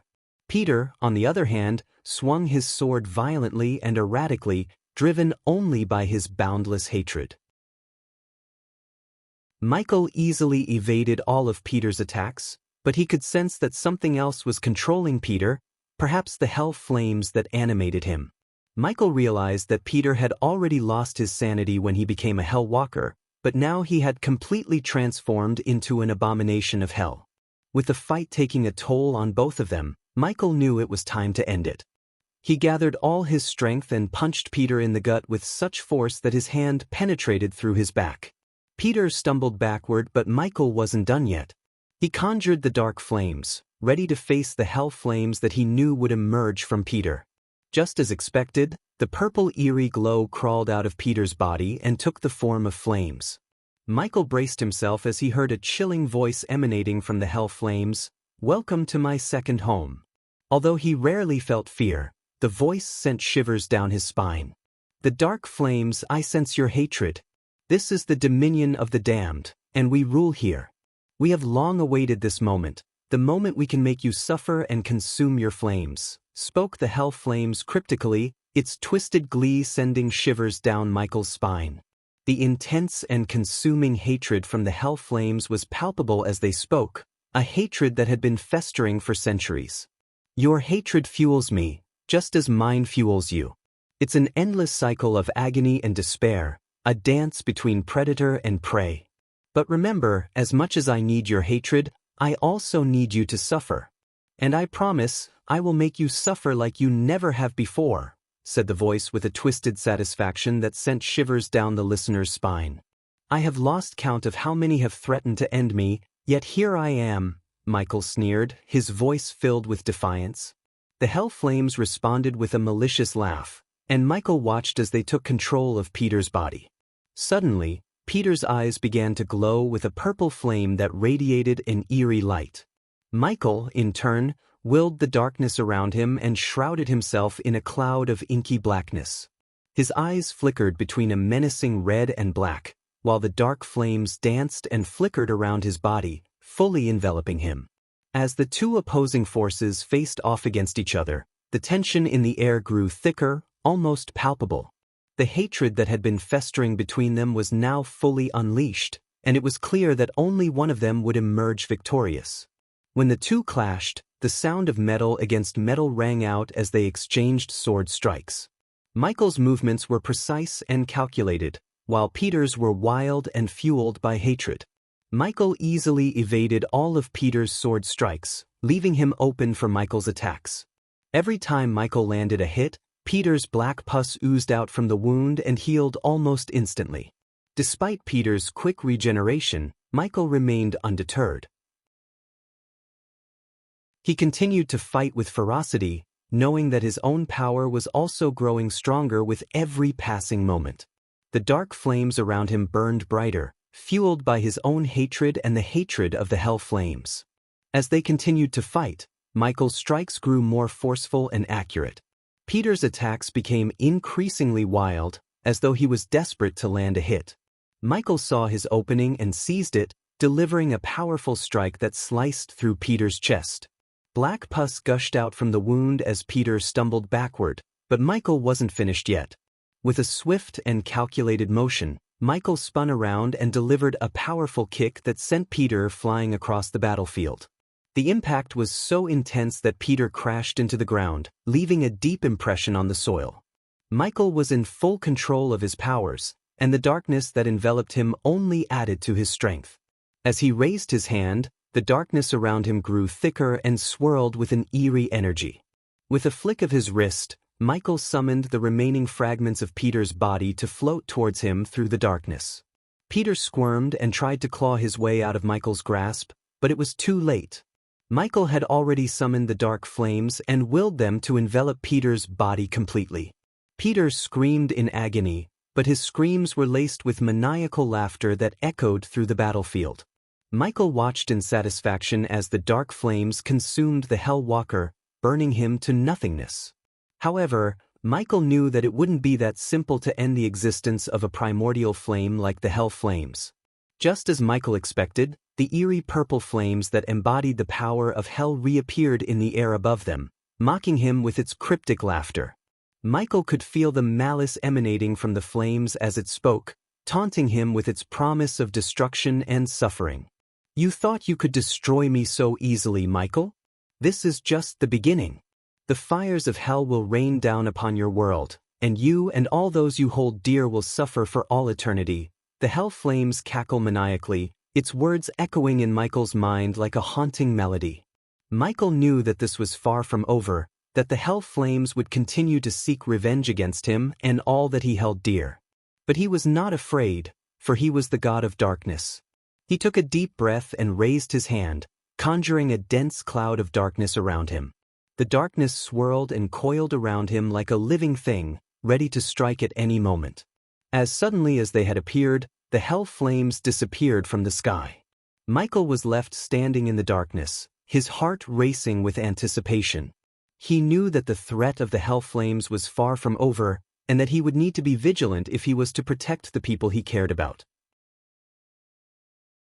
Michael gazed up at the empty sky where the hell flames had ominously laughed before disappearing. He took a deep breath, knowing that while the hell flames were a problem, his first priority was to leave this realm. Turning to face Gaia, he gently brushed her face before focusing his attention on the castle looming in the distance. "We need to get answers, and I think we'll find them in there," Michael said, his voice unwavering. Gaia nodded, still in a state of shock from the intense battle they had just witnessed. As they began to make their way towards the castle, Michael couldn't help but feel a sense of foreboding. Unbeknownst to Michael, the ruler of hell and the infamous fallen god who had once made the pantheon tremble were eagerly awaiting his arrival. As he made his way towards the looming castle in the distance, he had no idea that he was about to cross paths with one of the most feared entities in the universe. The fallen god, whose name was whispered in hushed tones by even the bravest of warriors, was eager to come face to face with Michael, the god of darkness. Who wants to give your fave author a super gift? Shamelessly smiling. Chapter 942 A Fallen God's Revenge. As they continued to fly towards the castle, Michael noticed that the distance between them and the castle remained unchanged. The castle appeared to be just as distant as it was when they first started flying. It wasn't until a while later that Michael realized they were trapped in an illusion barrier. Gaia held onto Michael tightly as they flew through the air, taking in the sight of the countless tormented hell walkers below. It reminded Gaia of the undead on the undead island, but the hell walkers were on a different level. They couldn't be killed by simply cutting off their head like the undead. Even after Michael had cut off Peter's head, he had come back good as new with a new head. "I think we are inside an illusion." Michael quickly realized that they were trapped in an illusion barrier, and he could sense that the source of the illusion was not a single entity but rather multiple sources. To his surprise, Michael discovered that the sources of the illusion were the countless hell walkers that were roaming on the ground. As he scanned the area, he felt like he was being watched, and his senses heightened as he tried to locate the source of the feeling. Despite the feeling of being watched, Michael remained composed and focused. His priority was to break the illusion, and he knew that meant taking down the hell walkers. With a calm demeanor, he turned to Gaia and stated their plan. "We have to eliminate the hell walkers to break this illusion," Michael said, his eyes scanning the area for any sign of weakness. Gaia nodded, hoping that they could break free of the illusion as soon as possible. As Michael slowly descended to the ground, the hell walkers growled and reached for him in the sky. Michael remained unfazed, hovering over them and using his abilities to his advantage. With a swift movement of his hand, he cast the Ring of Flames spell, causing a wave of dark flames to shoot out of his hand and sweep across the ground, taking down the hell walkers in its path. Despite their grotesque appearance, Michael felt no remorse, knowing that he had to do what was necessary to break the illusion and move forward. With the last of the hell walkers burned away, Michael and Gaia turned their attention to the horizon. There, standing tall against the hazy sky, was a monstrous creature with black fur and fiery red eyes. Its body was massive, towering over the already imposing castle in the distance. The creature's fur seemed to absorb the light around it, making it look like a shadow come to life. Its eyes glowed with intense hatred, fixated on Michael and Gaia as they floated in the air.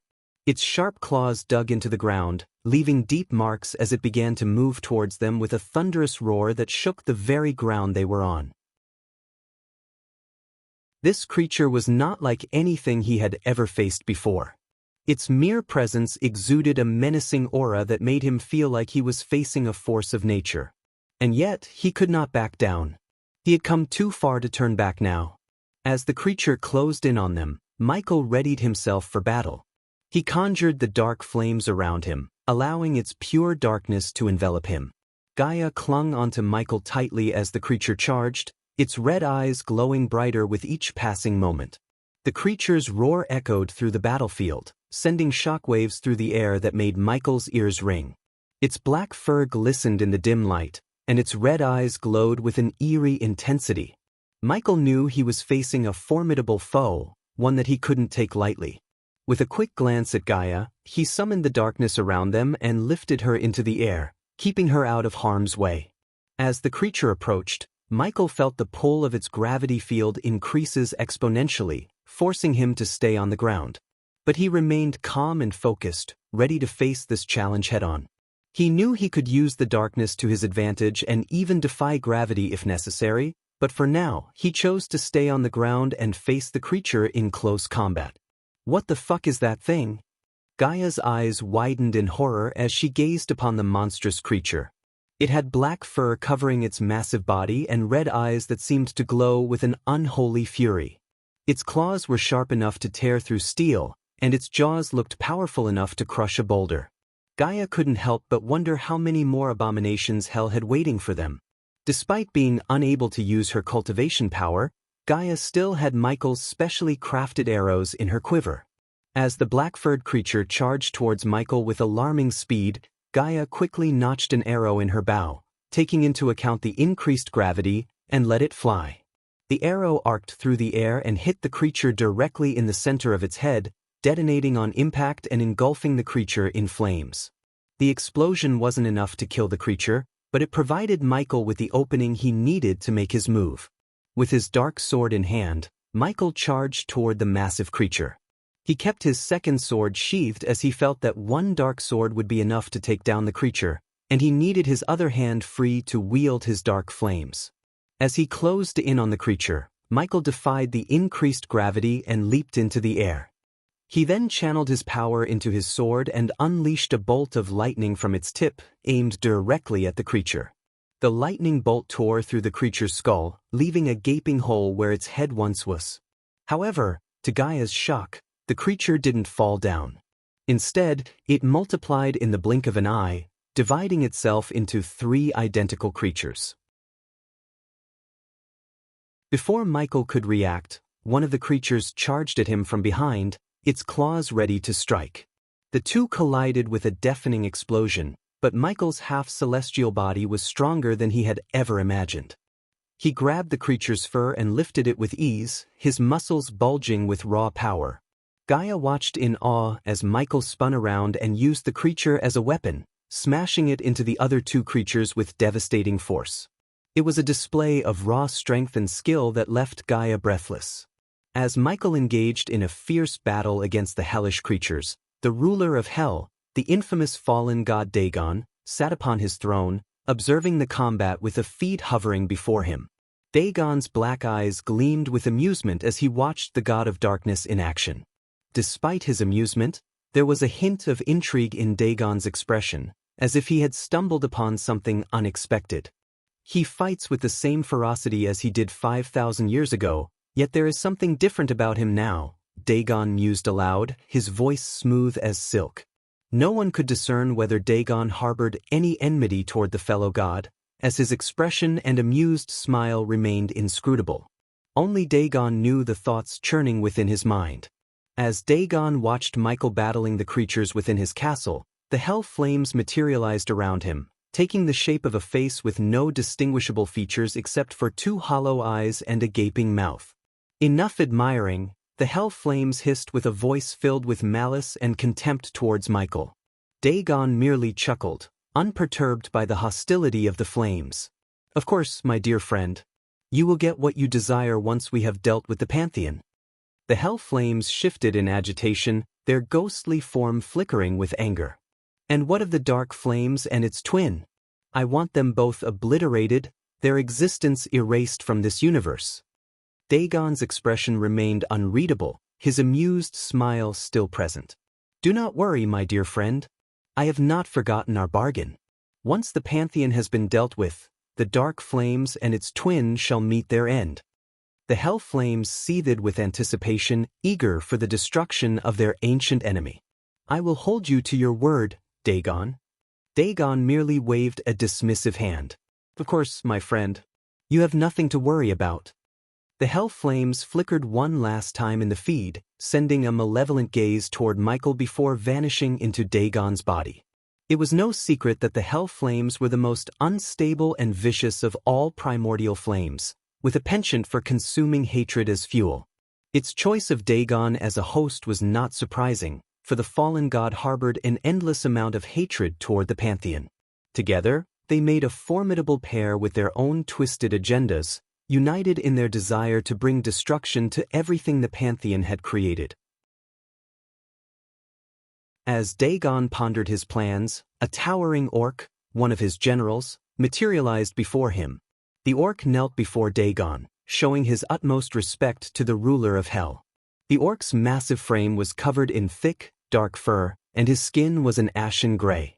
He had a brutish face, with a prominent jawline and a flat, wide nose. His yellow eyes glimmered with fierce intelligence, and his mouth was filled with razor-sharp teeth. The orc's massive shoulders were adorned with spiked pauldrons, and his chest was covered in a thick plate of blackened steel. His arms were thick and muscular, and his hands were large and calloused from years of wielding weapons in battle. He wore gauntlets made from the bones of fallen enemies, and his fingers were adorned with rings made from precious metals and gems. At his waist, he carried a massive, curved blade, its edge glinting in the dim light of the throne room. The hilt of the sword was wrapped in black leather, and its pommel was adorned with a blood-red gemstone. The orc's legs were thick and powerful, covered in fur-lined boots that reached up to his knees.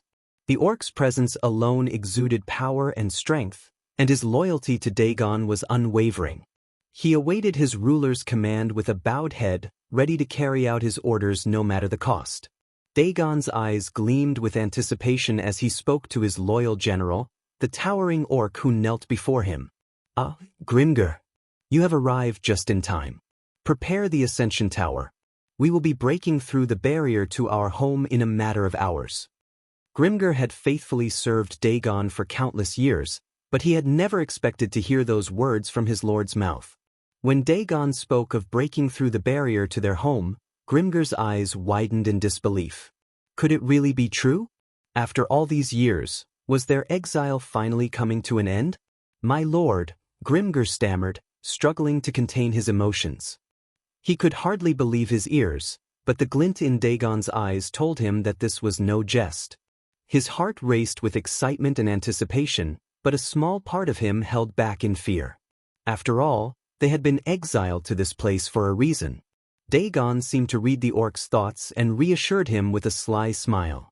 You heard me right, Grimgr. We are going home, he said, his voice filled with excitement and a hint of madness.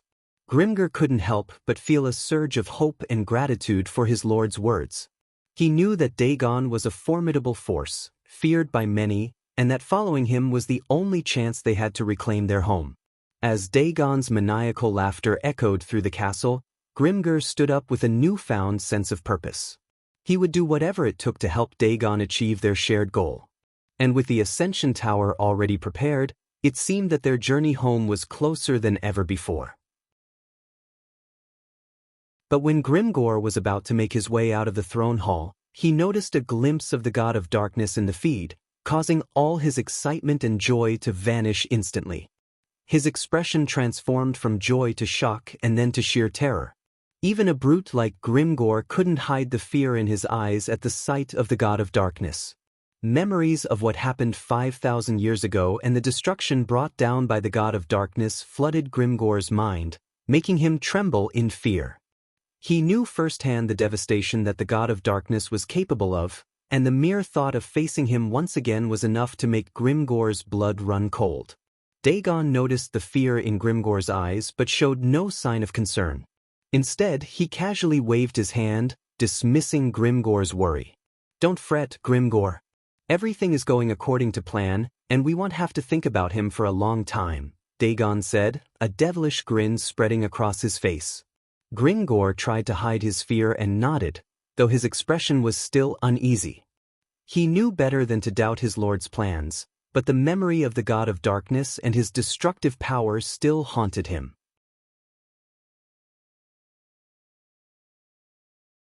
Chapter 943 Unleashing the Power. Michael continued to fight the three creatures with fierce determination. He swung his dark sword with precision, slicing through their thick hides and dealing massive damage. The creatures were relentless, however, and continued to attack with their sharp claws and teeth. Blood sprayed across the room as Michael dodged and weaved through their attacks.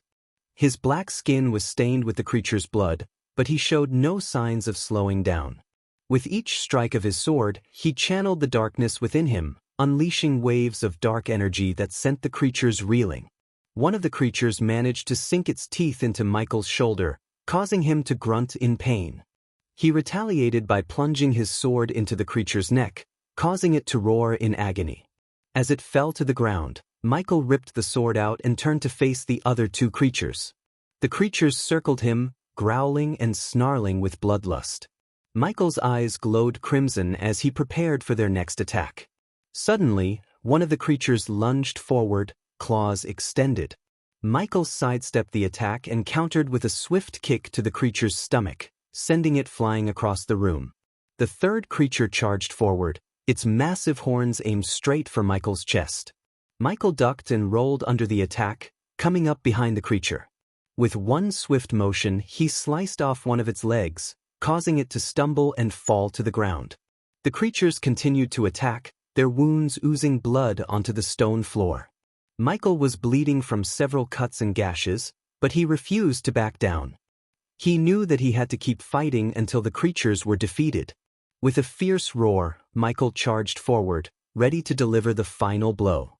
The creatures braced themselves for impact, but Michael surprised them by unleashing a massive blast of dark energy. The energy engulfed the creatures, causing them to scream in agony as they were consumed by the darkness. As Michael fought the three creatures with his dark sword, Gaia provided air support with her bow and arrows. She flew above the battlefield and scanned the area for any threats. With each pass, she fired a special arrow at the creatures, hitting them with deadly precision. The first arrow she fired was an explosive arrow, which detonated on impact and sent the creatures flying. The second arrow she fired was a freeze arrow, which enveloped the creatures in ice and slowed their movements. The third arrow she fired was a poison arrow, which injected a deadly toxin into the creatures' bloodstream and weakened them. Gaia's aim was true, and each arrow hit its mark with devastating effect. The creatures howled in pain and rage as they tried to swat her out of the air, but Gaia was too quick and agile for them. She dodged their attacks with ease and continued to rain down arrows on them, never missing a shot. Her air support was invaluable to Michael, as it gave him the time and space he needed to deal with the creatures one by one. The fight was intense and bloody, with Michael and Gaia fighting for their lives against the formidable creatures. But they were determined to succeed, and with each passing moment, they got closer to victory. The creatures were relentless, but so were Michael and Gaia. They fought with all their might, using every skill and ability they had, until finally, they had the creatures on the ropes. As Michael and Gaia continued to fight the creatures, they noticed that despite the severe damage they inflicted, the creatures quickly regenerated their limbs and healed their wounds. Michael was not surprised by this as he had encountered similar creatures in the past, but Gaia was taken aback by their ability. With each blow Michael dealt, the creature's limbs would be sliced off or burned by Michael's dark flames, but within moments, new limbs would sprout from their stumps, and their burns would heal. Even Gaia's special arrows couldn't stop their regeneration. It was like they were fighting a vampire. No matter how many times they cut off a limb, it only grew back stronger. Despite their seemingly infinite regeneration, Michael and Gaia refused to give up. They knew that they had to find a way to defeat the creatures before they overpowered them. As the battle raged on, Michael's fury and frustration began to boil over. The memories of his mother's betrayal and the loss of his dear nightmare weighed heavily on his mind, driving him to lash out with even greater force. With each strike of his dark sword, he poured all his anger and pain into the attack, hacking and slashing at the creatures with a ferocity that was both awe-inspiring and terrifying. Gaia watched in amazement as Michael unleashed his pent-up emotions on the creatures. She could see the intensity of his attacks and the raw power that he wielded. It was clear that he was using the battle as an outlet for his anger and sorrow, and that he was not ready to let it end until he had fully expressed his emotions. The creature's regeneration abilities proved to be no match for Michael's relentless onslaught. With each attack, he sliced off limbs and tore apart their bodies, leaving them writhing in agony. And yet, despite the punishment they received, the creatures continued to heal themselves, their bodies slowly knitting back together even as Michael hacked them apart. As the battle continued, Michael's attacks became even more savage, fueled by his unrelenting anger and despair. He seemed almost possessed, a whirlwind of darkness and fury that tore through the creatures with unmatched ferocity. And through it all, Gaia stood by his side, providing support with her arrows and marveling at the sheer power and intensity of the god of darkness. Ah! Michael's roar echoed through the battlefield, sending shockwaves through the air. His eyes glowed with otherworldly energy as he unleashed his fury upon the creatures. Each strike of his sword was accompanied by a deafening sound, as if the very fabric of reality was tearing apart. It was a roar of pure rage and anguish, a primal cry that spoke of untold suffering and loss.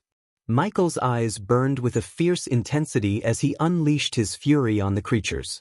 With every swing of his dark sword, he let out a primal roar that echoed through the halls of the castle. His muscles bulged with raw power, fueled by his rage and grief. He attacked the creatures with savage ferocity, his sword slicing through flesh and bone with ease. He didn't care about strategy or finesse. He only wanted to unleash his pent-up anger and frustration. Gaia watched from the sidelines, stunned by the display of raw power and emotion. It was a gruesome and bloody battle, with Michael covered in the blood of his enemies. But he didn't stop, even as his arms grew tired and his breathing became ragged. He was determined to let out all of his suppressed emotions, to unleash his full power, and become the darkness that he was born to be. Gradually, Michael's eyes turned blood-red with fury as he finally decided to end the fight. He lifted his dark sword and called upon the power of the darkness. Suddenly, waves of dark flames erupted from his body, enveloping the entire battlefield in a shroud of darkness. The creatures roared and snarled, but their voices were drowned out by Michael's furious howls. As Michael unleashed the full force of his dark power, the sky above the battlefield turned black as dark lightning bolts crackled and swirled around him. With each swing of his sword, the ground trembled, and the creatures were blasted back by the sheer force of his attacks. The battlefield was plunged into a darkness so deep that it seemed like the end of the world. But through the darkness, Michael could see the glowing eyes of the creatures as they slowly backed away, their bodies charred and burned by the intense flames. Michael continued to roar and unleash waves of dark flames, his anger and frustration fueling his attacks. He knew he couldn't hold back anymore and needed to finish the fight. The dark lightning bolts surrounding him grew stronger and more intense, and suddenly, with one final swing of his sword, a massive explosion of dark energy erupted from his body. The creatures were engulfed in the explosion, their bodies disintegrating into ash as they were consumed by Michael's dark flames. The battlefield was finally still, and the darkness slowly lifted, revealing Michael standing alone amidst the smoldering ruins of the once terrifying creatures. As Gaia watched Michael unleash his power, she couldn't help but feel a sense of awe mixed with fear.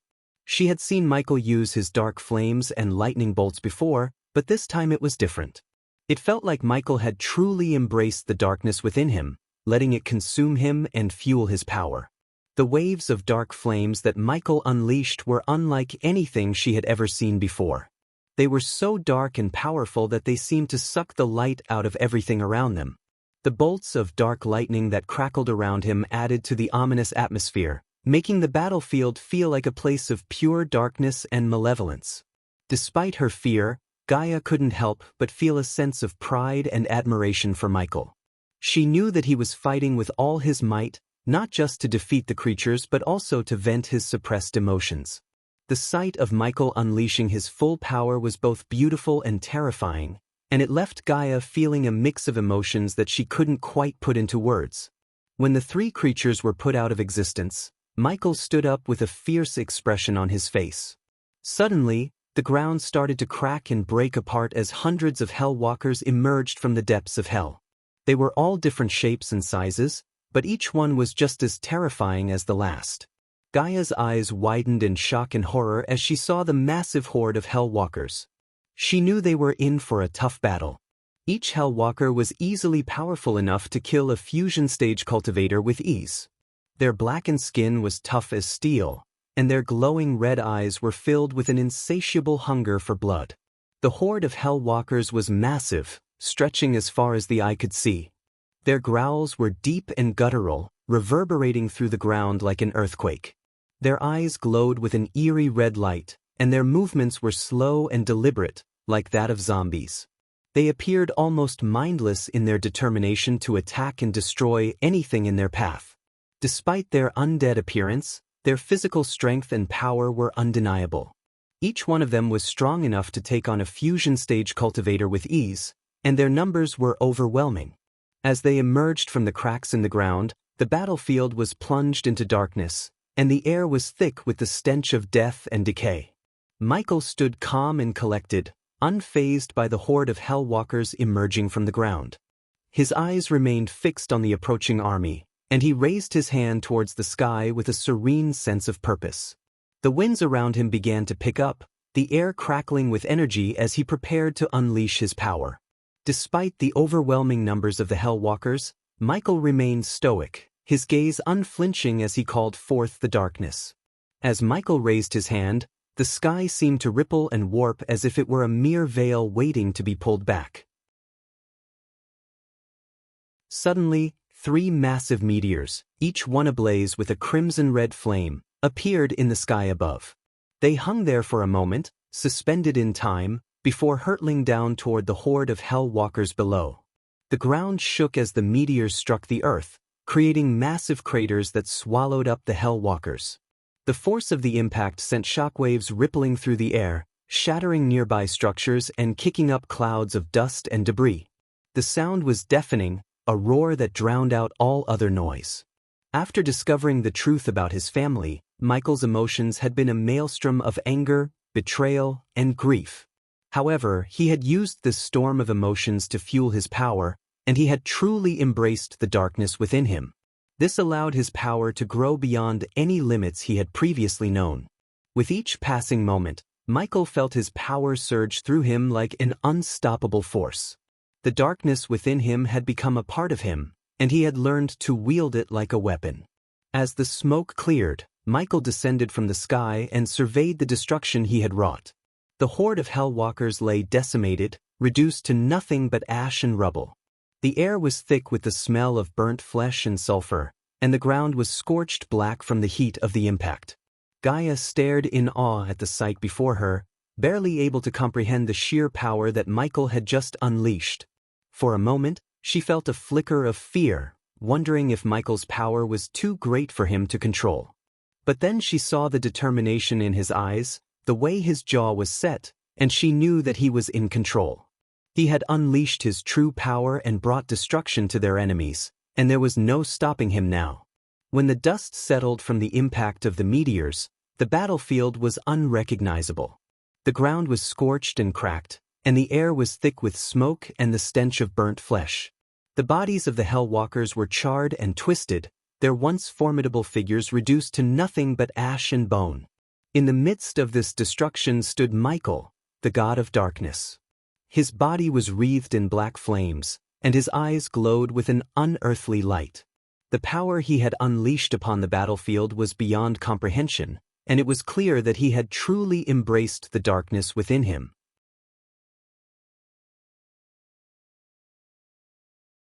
Chapter 944 Headmaster of Mazeroth. The following chapter took place before Michael learned about Nightmare's death and appeared at Nagaland. As Michael emerged from the sea realm with Harry in tow, he felt a sense of relief wash over him. He knew that Layla, Harry's mother, would be anxiously awaiting their arrival on the floating mountain. However, Michael was also aware that he had the grim task of informing Layla that her own sister, Edith, had been the one responsible for Harry's abduction. He had no regrets about taking Edith's life. In fact, he only wished he had done so earlier. Michael knew that Layla had loved Edith deeply, even if she had not always shown it, and he was prepared for the potential backlash from both Layla and Harry. Nevertheless, Michael had acted in accordance with what he believed was right and just, and that was all that mattered to him. Michael flew through the starry night sky, holding Harry tightly in his arms, feeling the weight of the child's peaceful slumber against his chest. Michael couldn't help but marvel at how much Harry had grown since he last saw him through the surveillance mirror. The once helpless baby was now a toddler with a full head of messy hair and a chubby yet remarkably resilient body. Michael couldn't help but feel a sense of protectiveness towards the child and a desire to ensure that he could grow up in a world free of violence and chaos. He down at Harry and couldn't help but feel a tinge of guilt.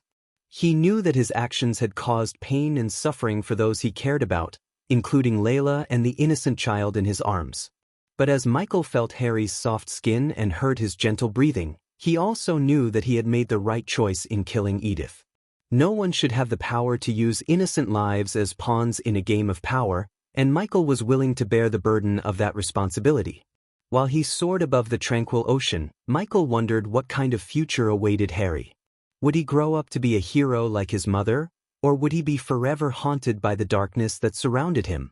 Regardless, Michael was determined to do everything in his power to ensure that Harry had a chance to live a long and fulfilling life.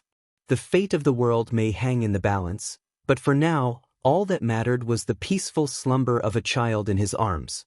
Michael's thoughts drifted to Harry's future, and it weighed heavily on his mind, causing a dull ache to throb in his temples.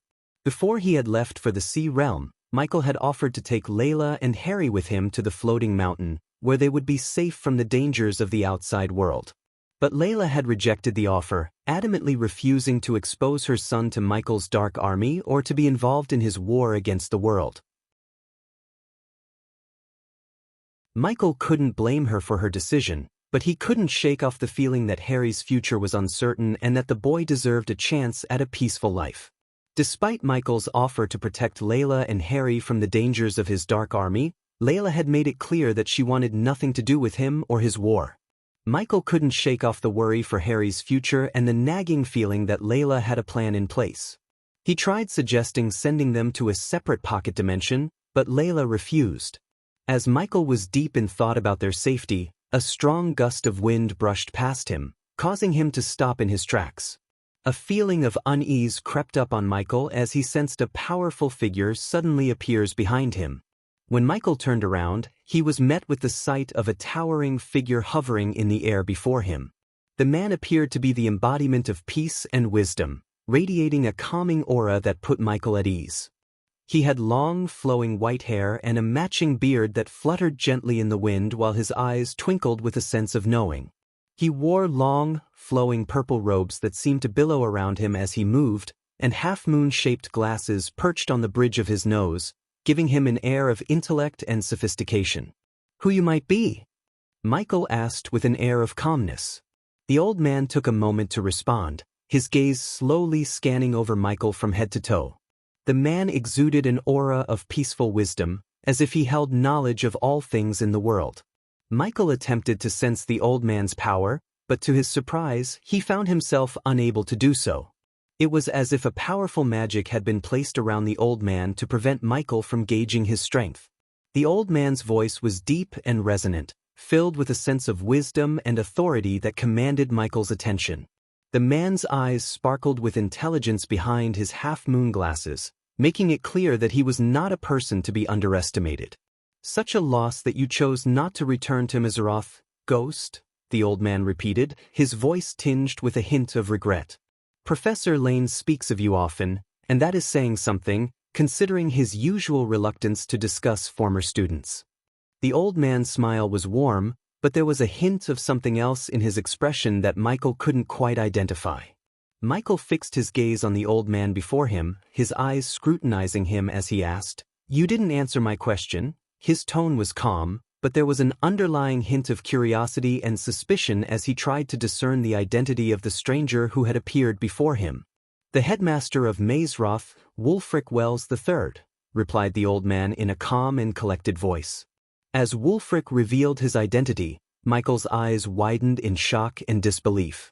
The headmaster of Maesroth, one of the most renowned academies of magic, was standing before him. Michael had heard about Wulfric's reputation as an accomplished wizard, but he never expected to meet him in person. Despite his surprise, Michael couldn't help but wonder why Wulfric had come all the way to him. It was clear that the headmaster was not here to fight, but there had to be a reason for his unexpected appearance. Michael's mind raced as he tried to come up with possible explanations for the headmaster's visit.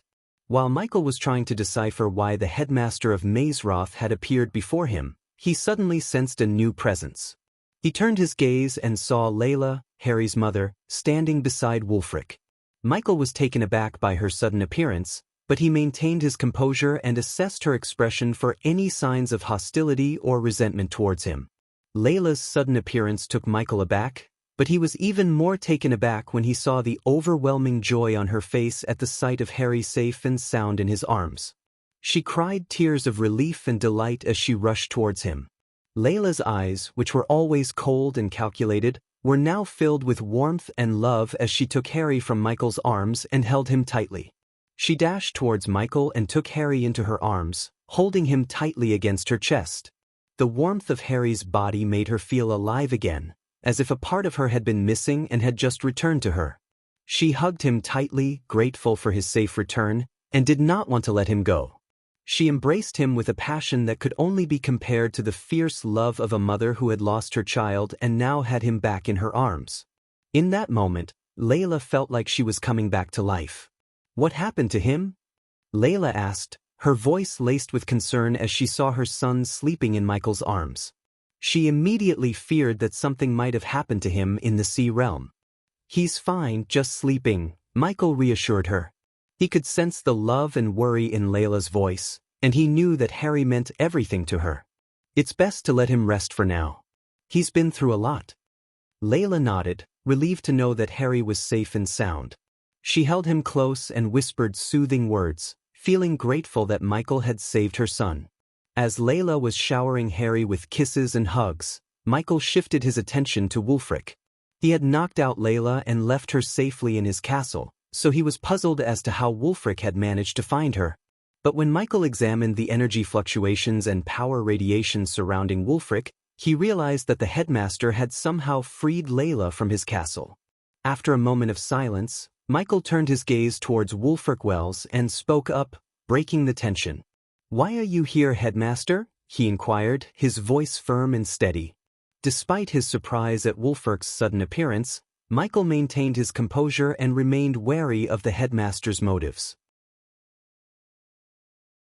He knew that Wulfric would not have come to him without a good reason, and Michael's instincts told him that it was something important. "We are going to Maesroth," Layla spoke up, interrupting the silence between Michael and Wulfric. Michael couldn't help but feel a twinge of concern in his heart upon hearing her decision.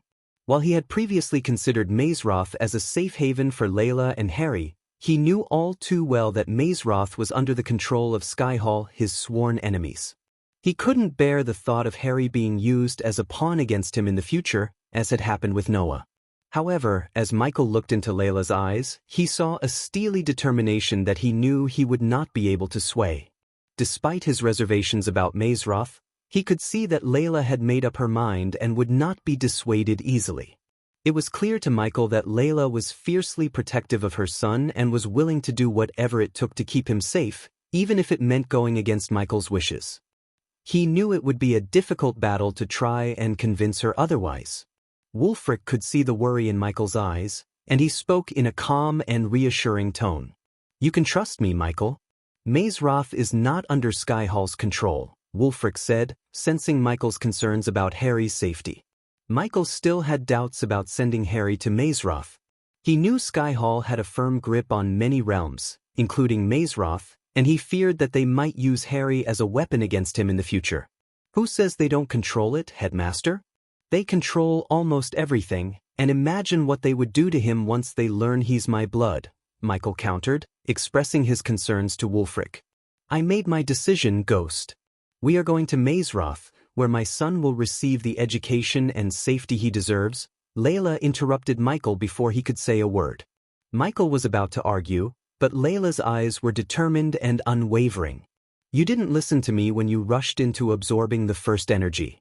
You didn't listen to me when I asked you to keep an eye on Harry. Your decisions have put either you or those around you in danger every time. And now, you are willing to risk his life. Michael tried to reason with her, but Layla cut him off once again. Stop. Layla's voice was firm yet gentle. I made my decision, Ghost. You were the one who cut all ties with us. I asked you to leave everything behind and come with us, but you refused. You didn't want any part in our lives. I am sorry we dragged you into this, but it won't happen again once we reach Mazeroth. I trust Headmaster Wells, and this is my final decision, Layla said, her tone leaving no room for argument. Michael tried to reason with Layla, arguing that Mazeroth was not as safe as she thought and that Harry's safety could not be guaranteed. He reminded her of the dangers they faced in the past and the fact that their enemies would stop at nothing to get to him. But Layla remained steadfast in her decision, and her trust in Wulfric was unshakable. Michael's frustration grew as he realized he could not change her mind, and he knew that arguing further would only cause more tension between them. Eventually, Michael relented, knowing that Layla's decision was final. He silently hoped that he would not regret letting Harry go to Mazeroth and that he would find a way to keep him safe from afar. Layla let out a deep sigh, her voice laced with regret and sadness as she spoke. It seems like the darkness has truly changed you, Ghost. Even now, you are reluctant to let us go to Mazeroth as if you value your own safety above our lives. Michael could feel her words piercing through him, but he could not deny that there was a grain of truth to them. Michael knew there was no point in arguing with Layla, so he approached Harry and gently placed his hand on the sleeping child. He bent over and placed a soft kiss on Harry's forehead, whispering, "Goodbye, Harry. I wish things were really different." He had hoped that his reluctance to let Harry go to Mazeroth would have made Layla reconsider her decision, but it seemed that she had made up her mind. Despite the weight of the truth about Edith's death, Michael remained silent as he bid farewell to Harry and Layla. He knew that revealing the truth would only cause more pain and heartache. Besides, Layla didn't ask any questions about Harry's abduction, showing that all she cared about was her son's safe return. I will hold you accountable, Headmaster. If the Sky Hall dares to play any games with them, I will show you why they call me the Dark Lord, Michael said with a deep, commanding voice. The sky darkened as his words echoed across the ocean, and bolts of lightning illuminated his face, highlighting the power emanating from him. The full moon blackened as if in deference to his might, and the wind picked up, blowing fiercely around him.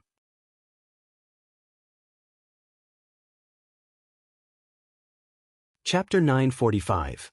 The death of the previous Dark Lord. The sound of breaking glass echoed across the dark sky as Michael's meteorite spell cleared out the horde of hell walkers.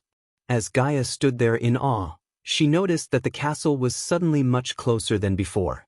Michael quickly grabbed her by the waist, and with a swift movement, they both leaped into the air. The wind rushed past them as they soared towards the castle gates. As they approached the gates, Michael's eyes were fixed on the target, calculating their landing with precision. He angled his body and adjusted his speed, and just as they reached the ground, he landed with a light thud right before the castle gates. When Michael landed before the castle, Gaia's eyes widened in shock and horror at the sight before her. The castle of the ruler of hell was a massive, foreboding structure with black stone walls that reached up toward the dark, stormy sky. The gates were made of iron and adorned with twisted demonic faces, and the courtyard was filled with strange, otherworldly creatures. The air was thick with the stench of sulfur and brimstone, and the sound of screams echoed from within the castle's walls. The atmosphere was oppressive, almost suffocating, and Gaia felt like she was being swallowed up by darkness. The castle was surrounded by jagged peaks and a moat of boiling lava, adding to the foreboding atmosphere. In the distance, the skies were dark and foreboding, with black clouds swirling and lightning flashing in every direction. There was no sun or moon or natural light to guide one's way. Instead, the only light came from the flickering flames that rose up from the molten lava rivers that ran through the realm. The landscape was barren and desolate, devoid of any signs of life or beauty. The ground was rough and jagged, littered with sharp rocks and broken bones.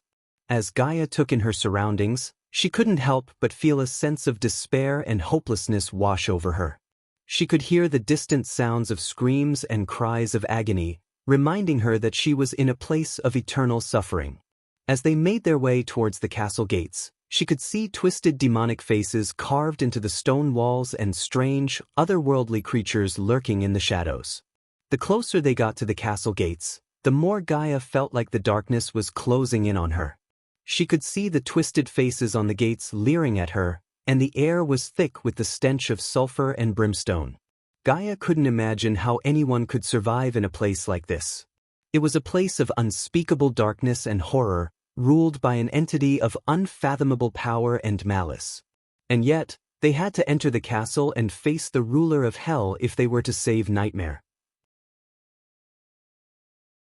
As they stepped through the gates and into the castle, Gaia could feel the weight of the darkness pressing down on her. The walls were lined with skulls and bones of all shapes and sizes, arranged in twisted patterns. The floors were slick with blood and littered with the remains of the tortured souls who had met their gruesome fates within these walls. Despite the bone-chilling sight of the castle, Gaia found solace in the fact that she was with Michael, the god of darkness and her fiancé. Being by his side gave her an indescribable sense of comfort, even as they ventured deeper into the heart of hell. As Michael stepped onto the castle grounds, the wind picked up, sending chills down Gaia's spine. Thunder rumbled in the distance, and flashes of lightning illuminated the ominous sky, casting an eerie glow across the barren landscape. As they approached the towering steel doors of the castle, Gaia couldn't help but feel a sense of dread building within her. The doors were adorned with intricate carvings of skulls, bones, and disfigured bodies, all of which looked like they had been twisted and contorted into grotesque forms. The door's surface was cold to the touch, as if it had been forged from the very depths of hell itself. The floor was slick with blood and littered with the remains of what appeared to be tortured souls, and the air was thick with the scent of decay and brimstone.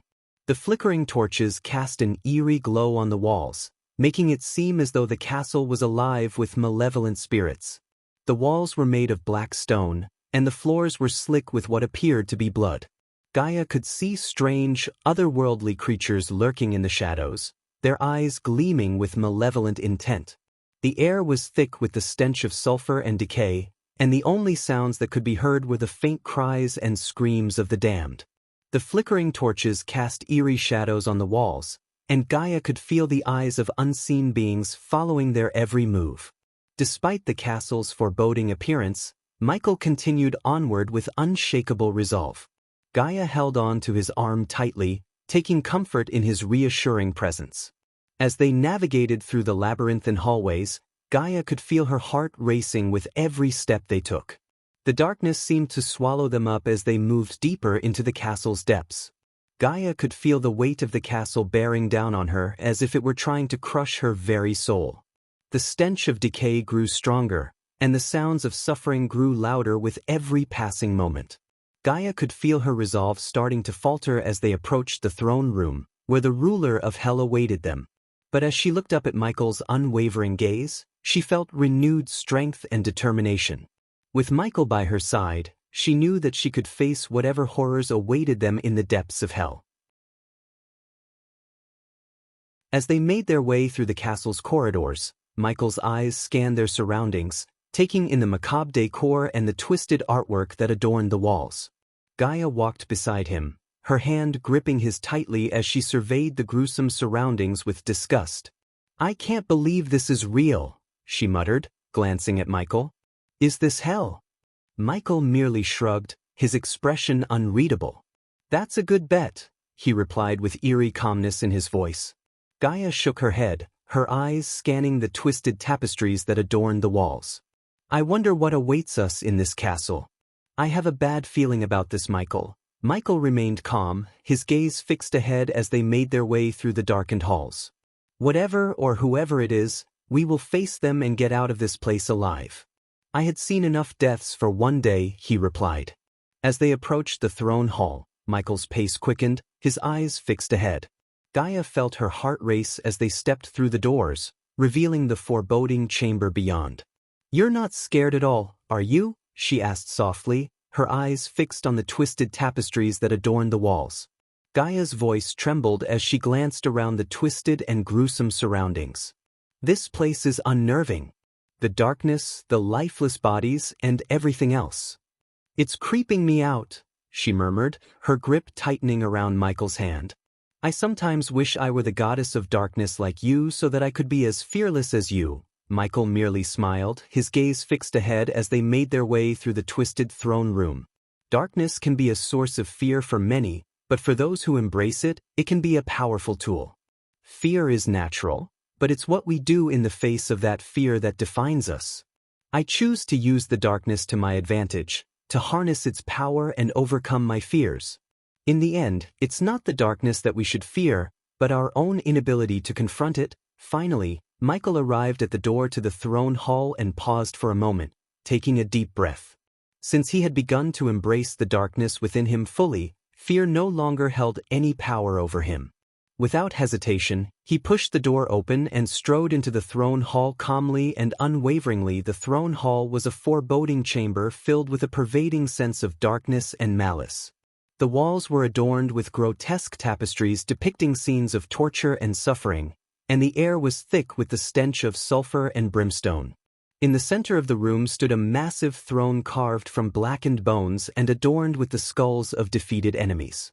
The throne was surrounded by flickering torches, casting eerie shadows on the walls and illuminating the ruler of hell who sat upon it, a figure of immense power and malice. Dagon's voice rang out as Michael and Gaia finally strode into the throne hall. "Took you long enough," he said, his tone dripping with malice and impatience. When the words of Dagon echoed through the hall, Gaia caught sight of the ruler of hell. She couldn't help but feel a shiver run down her spine. He was an imposing figure, with jet-black skin, 3 blazing eyes, and a wicked grin that revealed rows of razor-sharp teeth. His 4 muscular arms hung by his side, each adorned with a different weapon, and a set of large wings sprouted from his back, twitching with excitement as he surveyed his guests. Sitting upon his throne, which was carved from blackened bones and adorned with the skulls of defeated enemies, the ruler of hell was the epitome of power and malice. His eyes burned with a fierce flame, reflecting the fires of the underworld, and his face was twisted in a wicked grin that sent shivers down Gaia's spine. Despite his formidable appearance, the ruler of hell remained calm and composed, his eyes fixed upon Michael as he approached. As Michael and Gaia approached, the ruler of hell rose from his throne, towering over them with his massive frame. He surveyed them with a predatory gleam in his eye, his nostrils flaring as he breathed in their scent. Gaia couldn't help but feel a sense of unease as the ruler of hell loomed over them. His presence was overwhelming and menacing. She knew that they were in the presence of a being of great power, and she could only hope that Michael was up to the challenge if things went south. Although Michael felt no fear in his heart, he couldn't help but feel a sense of surprise upon seeing the ruler of hell for the first time. If the devil that Michael had heard about in stories had a physical form, it would be the man who sat on the imposing throne before him. Gaia, who had always been fearless, even cowered behind Michael at the sight of the ruler. She tightly gripped Michael's shoulder as they watched the ruler of hell slowly descend the steps. Each step he took seemed to shake the very foundations of the castle as if the ground beneath them was trembling in fear. As he approached them, Michael noticed that the ruler's eyes seemed to glow with an otherworldly light, and his presence was suffocating as Michael and Gaia stood before the imposing figure of the ruler of hell. Dagon's deep voice reverberated through the throne hall. "Time does fly, huh?" he said, his tone almost playful. "It feels like only yesterday you stood there at the same place you are right now and proposed an alliance with the ruler of hell."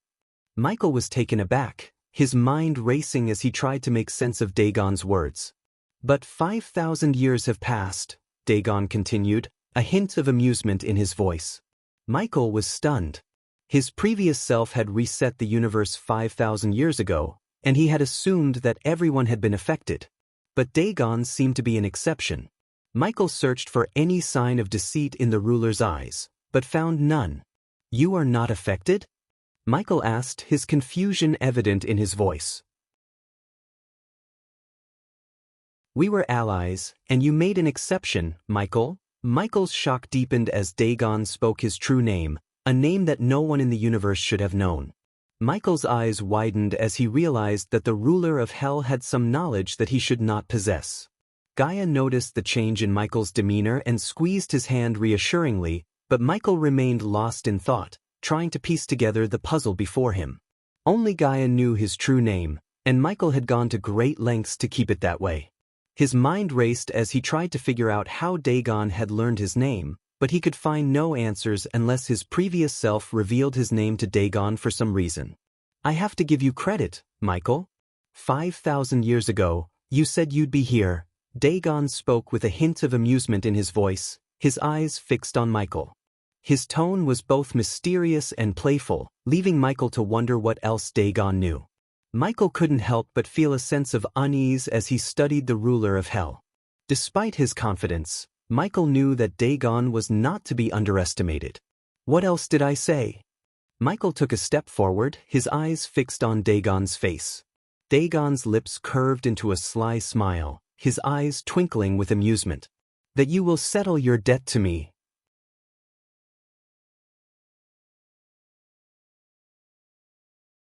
Chapter 946. The Debt of the Previous Dark Lord. Michael's expression turned grim as he heard Dagon mention the debt. He couldn't imagine what kind of deal his past self had made with the ruler of hell, but he knew it must have been something significant. Dagon, on the other hand, seemed amused by Michael's reaction. His eyes glinted with a mischievous light as he spoke, relishing in the god of darkness discomfort. Despite his discomfort, Michael remained calm, trying to assess the situation. He knew that if his past self had revealed his realm name to Dagon, there must have been a reason for it. Dagon's voice rang out across the throne hall, filling the space with a sinister, almost playful tone. "Let me sweeten the pot for you, Michael," he said, a wry smile playing across his lips. "If you help me, I will give back the soul of your recently departed friend." Michael and Gaia stood frozen, their eyes widening in shock and disbelief. For a moment, Michael couldn't believe what he was hearing. The idea of getting his friend's soul back was something he had never even dared to dream of. But the suddenness of Dagon's offer left him feeling uneasy. Gaia, too, was stunned by Dagon's words. Her heart raced as she stared at the ruler of hell, struggling to comprehend what was happening. The thought of seeing her dear little lizard Nightmare once more filled her with a mix of emotions, joy, hope, and fear. Michael and Gaia were both stunned at Dagon's words. Michael's heart raced with a mixture of hope and disbelief. Could it be possible that Nightmare's soul was trapped in hell all this time? And could they finally have the chance to get it back? Gaia's eyes widened in surprise, and her hand tightened on Michael's shoulder. The thought of Nightmare's soul being trapped in hell was horrifying, and the possibility of getting it back was both exciting and terrifying. They both looked at Dagon, waiting for him to elaborate on his offer. Gaia's heart was pounding as she struggled to comprehend what she had just heard.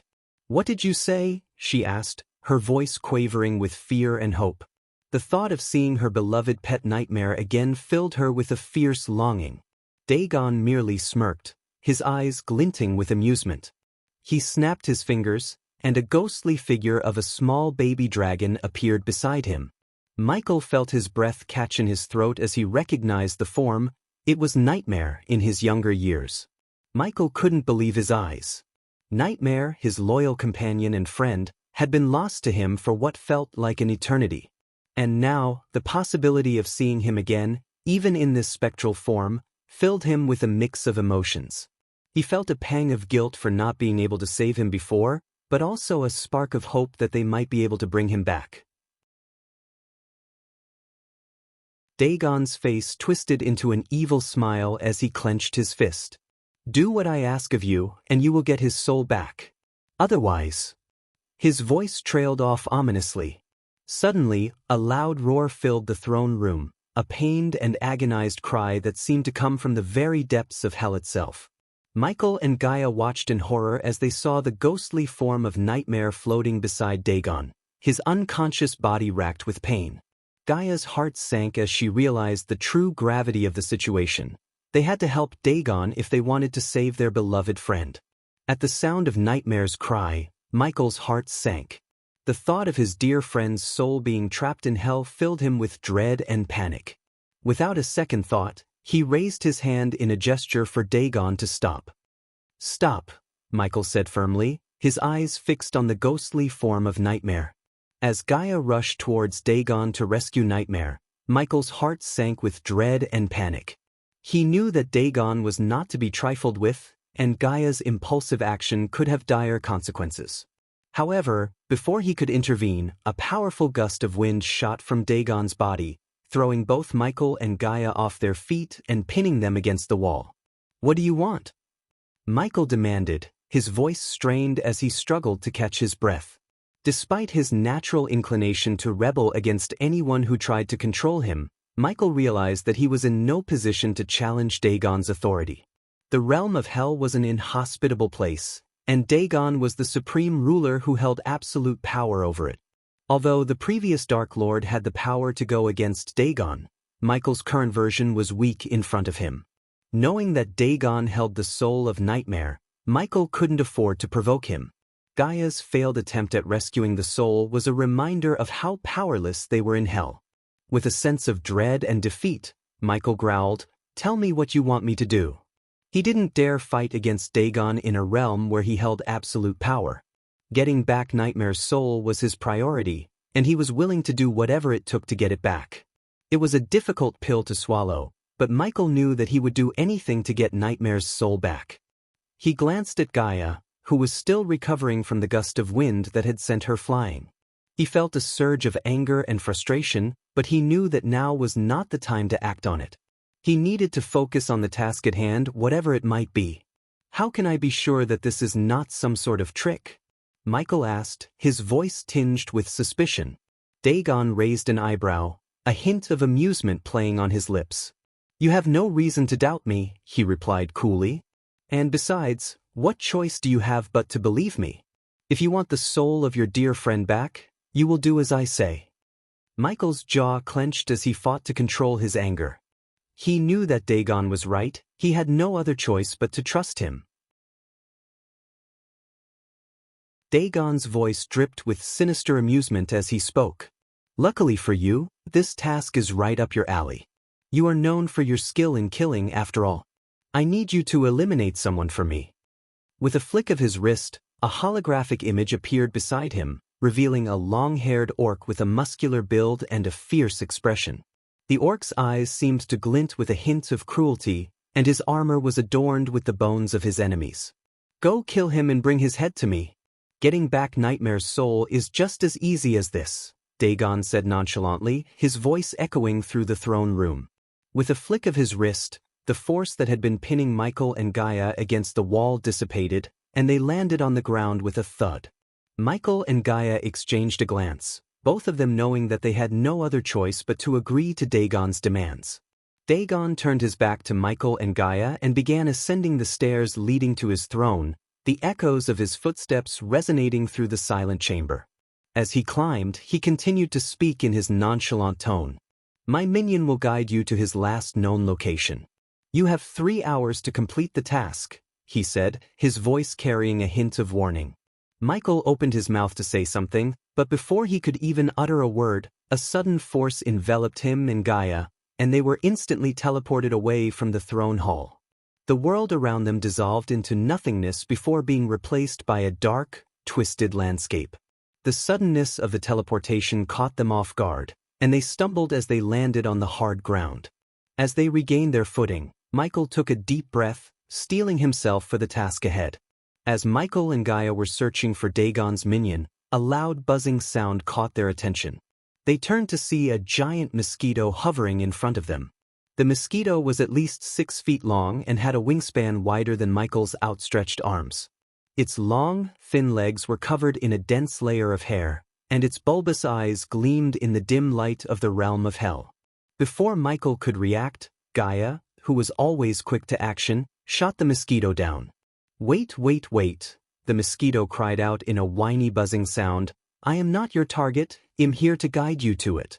Michael raised an eyebrow, surprised at the fact that a mosquito was capable of speech. You're our guide? He asked skeptically. The mosquito nodded frantically. Yes, yes, I swear on my proboscis. I'll show you the way, just don't squish me. Sorry about that, Michael said, offering the mosquito a helping hand to get back in the air. We're a bit on edge after what happened in the castle. I understand, the mosquito replied, still buzzing nervously. But trust me, I'm on your side. I'm the best guide around here. Now, let's get going before any more mishaps happen. As Michael and Gaia followed the panicky mosquito through the hellish landscape, they couldn't help but drown in their own thoughts. The thought of having to kill someone weighed heavily on Michael's mind, while Gaia couldn't shake off the image of Nightmare's ghostly figure. Meanwhile, the mosquito continued to chatter on in a whiny voice, providing a commentary on the grotesque and macabre scenery around them. Oh, look at that lovely sulfuric lake over there. Makes my wings itch just thinking about it, the mosquito exclaimed, sounding both panicked and amused. Be careful of the acid pools, Buzz warned. One touch and you'll be burned to a crisp. And watch out for the hell walkers, they're a nasty bunch. And whatever you do, don't step on the lava rocks. They're hotter than the sun. Michael and Gaia listened in silence, drowning in their own thoughts. Buzz's chattering was both funny and annoying at the same time, and they couldn't help but tune him out. However, every now and then, Buzz's panicked buzzing would snap them back to attention. Michael and Gaia could barely keep up with the mosquito's rapid chatter, but couldn't help but find its comical observations amusing. And watch out for those fiery geysers. One wrong step and poof, you'll be roasted alive, the mosquito continued, flitting around their heads. Despite the absurdity of their situation, Michael and Gaia remained focused on their mission, determined to do whatever it takes to retrieve Nightmare's soul. But for the moment, they couldn't help but listen to the mosquito's ramblings and let out a few chuckles. Are you even listening to me? Buzz screeched, his wings buzzing furiously. I'm trying to save your lives here. Michael sighed. Yes, we're listening, Buzz. But can you give us a moment of silence to gather our thoughts? Silence? Then hell? Buzz cackled. Good luck with that. But sure, go ahead, take all the time you need. Michael and Gaia exchanged a tired look as Buzz continued to chatter on. It was going to be a long journey. As they flew across the barren wasteland, Buzz pointed out various landmarks, such as the Lake of Fire, which he described as a great spot for swimming if you didn't mind being burned alive. Michael and Gaia couldn't help but shake their heads in amusement at Buzz's dark sense of humor. His buzzing voice was surprisingly entertaining, and his comical observations gave them a much-needed distraction from the horrors of hell. Though the weight of their task still hung heavy over them, the levity provided by Buzz's chatter allowed them to forget the danger that lay ahead momentarily. As Buzz continued to guide Michael and Gaia through the hellish landscape, his commentary had eased their worries and fears. However, his light-hearted tone suddenly took a dark turn when he brought up his ex-girlfriend. You know that orc you're supposed to kill? I bet he stole my girlfriend, Buzz exclaimed, his buzzing voice filled with anger. Michael and Gaia exchanged a bewildered look, unsure how to respond to the mosquito's sudden outburst. I mean, I may look like this, but I'm a killer at heart. I could take him down in a million ways, Buzz boasted, flexing his wings as if he were some sort of warrior. Michael couldn't help but chuckle at the sight of the tiny mosquito trying to act tough. Gaia, too, had a small smile on her face. As they flew over the landscape of hell, Buzz continued to vent his frustrations about his ex-girlfriend and her alleged affair with the orc.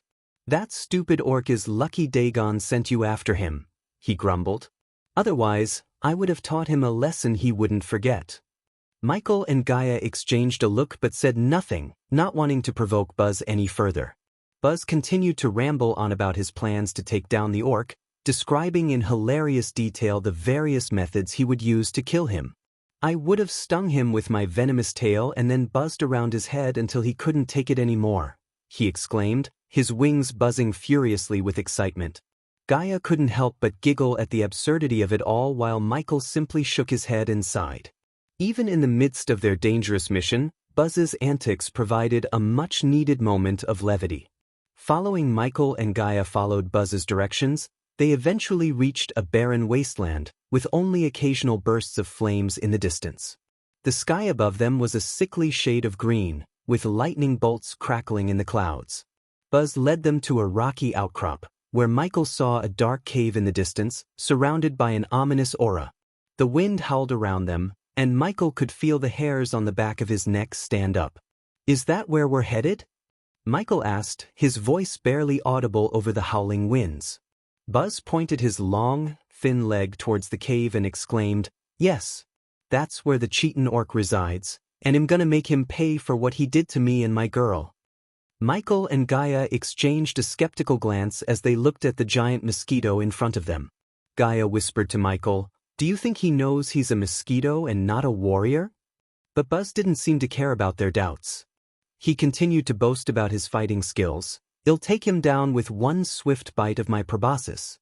Or maybe I'll use my powerful wings to create a gust and blow him away." Michael couldn't help but chuckle at the thought of the 6-foot-long mosquito attempting to take down an orc. "You know, Buzz, I think you're underestimating the orc's strength. He might not go down as easily as you think." But Buzz was too busy pumping himself up to listen. "Nonsense. I am Buzz, the mighty mosquito warrior. No orc can defeat me." As they approached the cave, Buzz's bravado started to waver. He began to buzz nervously, "Maybe we should wait outside and come up with a better plan. Or maybe we can just ask him nicely to give me back my girl." Gaia rolled her eyes and muttered under her breath, "Yeah, because that's definitely going to work." Michael sighed and turned to Buzz. "Listen, Buzz. We have a job to do. We need to get in there and take down the orc. Are you with us?" Buzz hesitated for a moment, his wings fluttering uncertainly. But then he straightened up, puffing out his chest. "Of course, I'm with you. I'm Buzz, the fearless mosquito warrior. Let's go get that orc."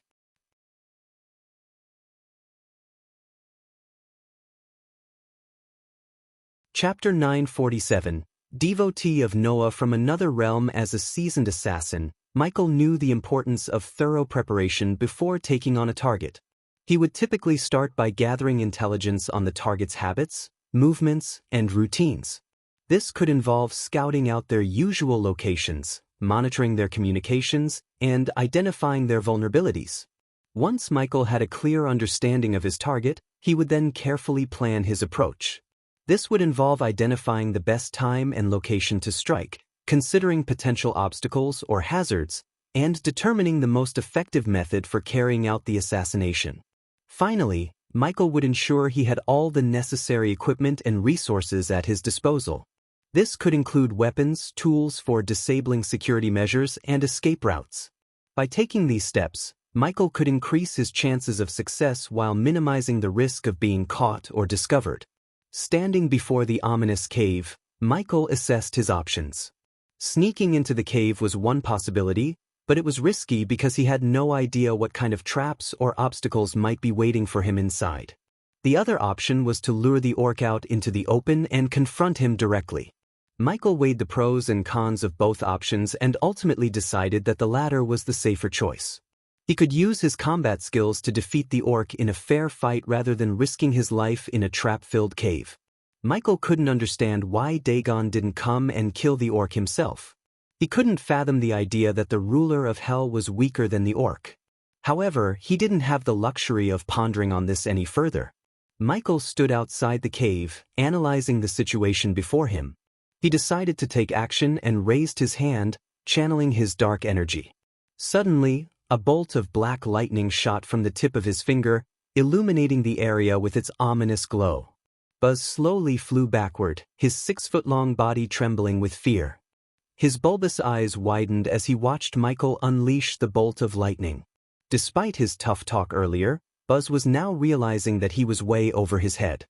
He covered himself with his wings and prayed for safety. After firing the lightning bolt, Michael tensed, waiting for the orc to appear. Sure enough, the ground began to shake and stir, and a moment later, the massive figure of the orc emerged from the depths of the cave. He was a towering figure with bulging muscles that rippled beneath his armor. His long hair was tied back in a loose knot, and his fierce eyes scanned the landscape. In one hand he held a giant sword, which he dragged along the rocky ground behind him. Michael and Gaia remained calm before the orc, who seemed unperturbed by their presence. "I was wondering when you would come to take my life," the orc said calmly, as though he had been expecting them. Michael couldn't help but make a joke, pointing towards Buzz. "I heard you stole his girlfriend," he said with a smirk. At the mention of his girlfriend, Buzz's tiny heart skipped a beat. He felt a surge of anger and embarrassment, and for a moment he considered flying away from the area. But he knew that he couldn't abandon Michael and Gaia, not when they were so close to their goal. So instead, he buzzed around Michael's head, trying to make himself heard above the wind. The orc raised an eyebrow, looking from Michael to Buzz and back again. "I see," he said, his voice laced with amusement. "So you're here for revenge, little mosquito? Well, I'm afraid you'll be disappointed. I don't have a girlfriend, stolen or otherwise." Buzz let out a high-pitched whine, clearly not believing the orc's words. "Don't listen to him. He's lying. I saw him with her myself." The orc's response was unexpected as he simply shrugged, and a wry smile played at the corners of his mouth. "Maybe I swatted her accidentally," he quipped, his tone betraying a hint of amusement. As they stood there facing the orc, Buzz flew over to Michael and whispered urgently in his ear, "How sure are you that you can take him down?" "I forgot to take my meds, and if you can give me enough time, I can fly back to the castle, take my meds, and come back to help you fight him." Michael shot Buzz a skeptical look, unsure if the mosquito was bluffing or not. However, he couldn't afford to take any chances, especially with Nightmare's soul on the line. "We'll be fine, Buzz. Just stay out of harm's way," he replied, hoping to reassure the jittery insect. Buzz nodded, his wings buzzing nervously, as Michael turned his attention back to the orc. The orc had crossed his arms and was regarding Michael and Gaia with a look of mild interest. Michael couldn't help but feel a twinge of unease at the orc's nonchalant attitude. Michael's voice was calm but firm as he addressed the orc. "Normally, I don't take anyone's life without knowing what they did. But in your case, I have to make an exception. Dagon has someone I care about, and he wants your life as the price. So, do you have anything to tell us before we do this?" Michael carefully observed the orc, trying to gauge his cultivation level. But to his surprise, he couldn't get a read on the orc's strength. Despite this uncertainty, Michael remained confident in his abilities. His instincts had never failed him before, and they told him he could take down the orc. The orc broke the silence, his voice low and steady. "I only have one request," he said, holding out a silver pendant.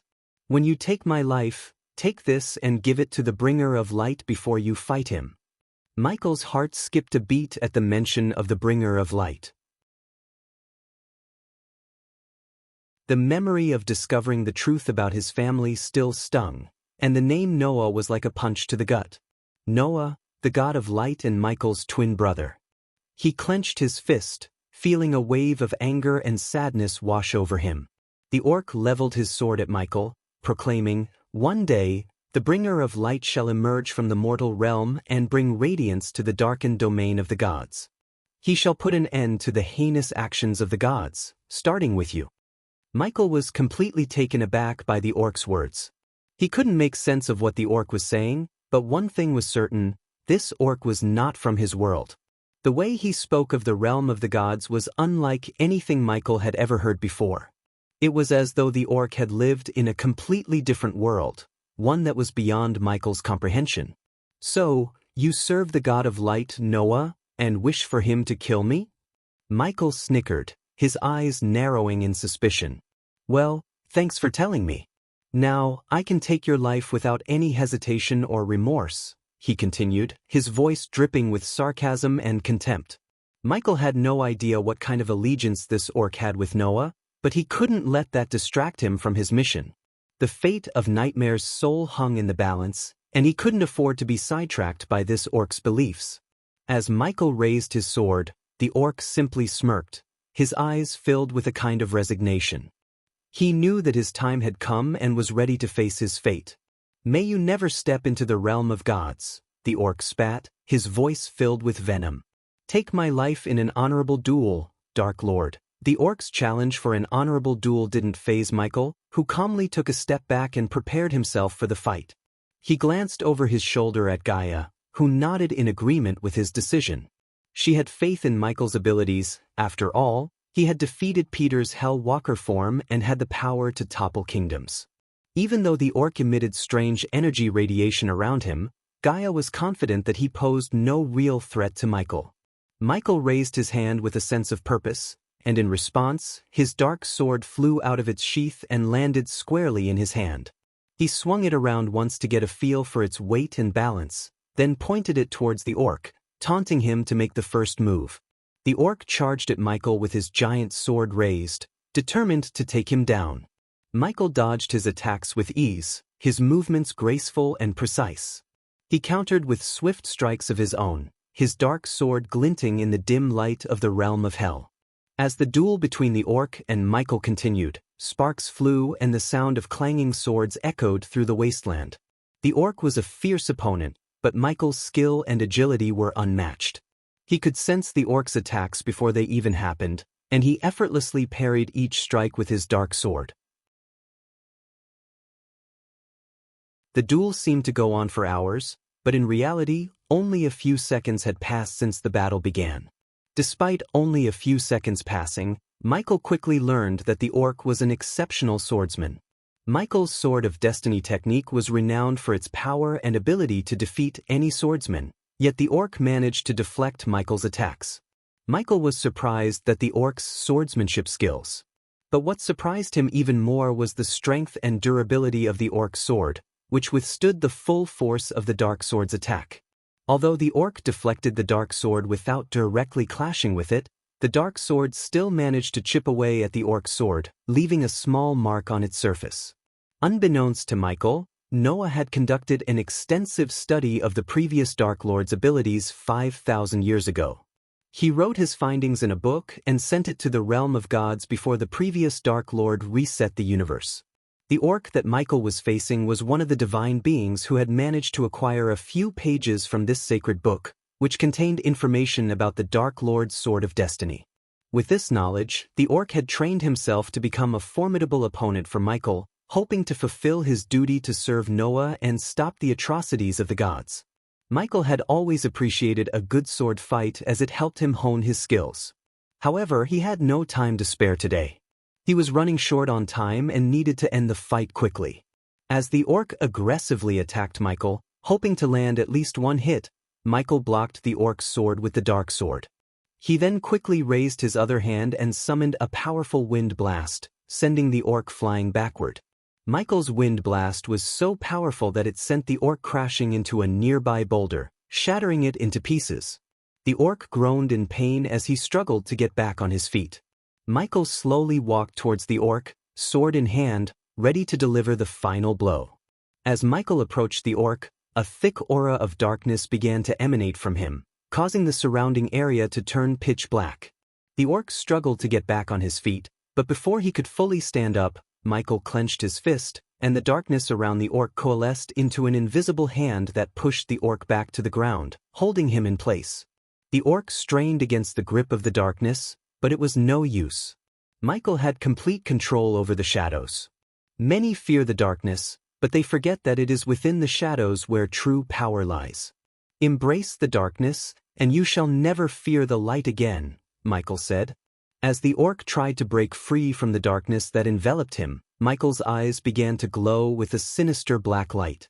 It was as if the darkness within him was manifesting itself in his eyes, ready to strike down any who dared oppose him. With a focused stare, Michael unleashed a barrage of dark energy beams that shot out from his eyes and struck the struggling orc with deadly precision, causing the ground beneath them to tremble.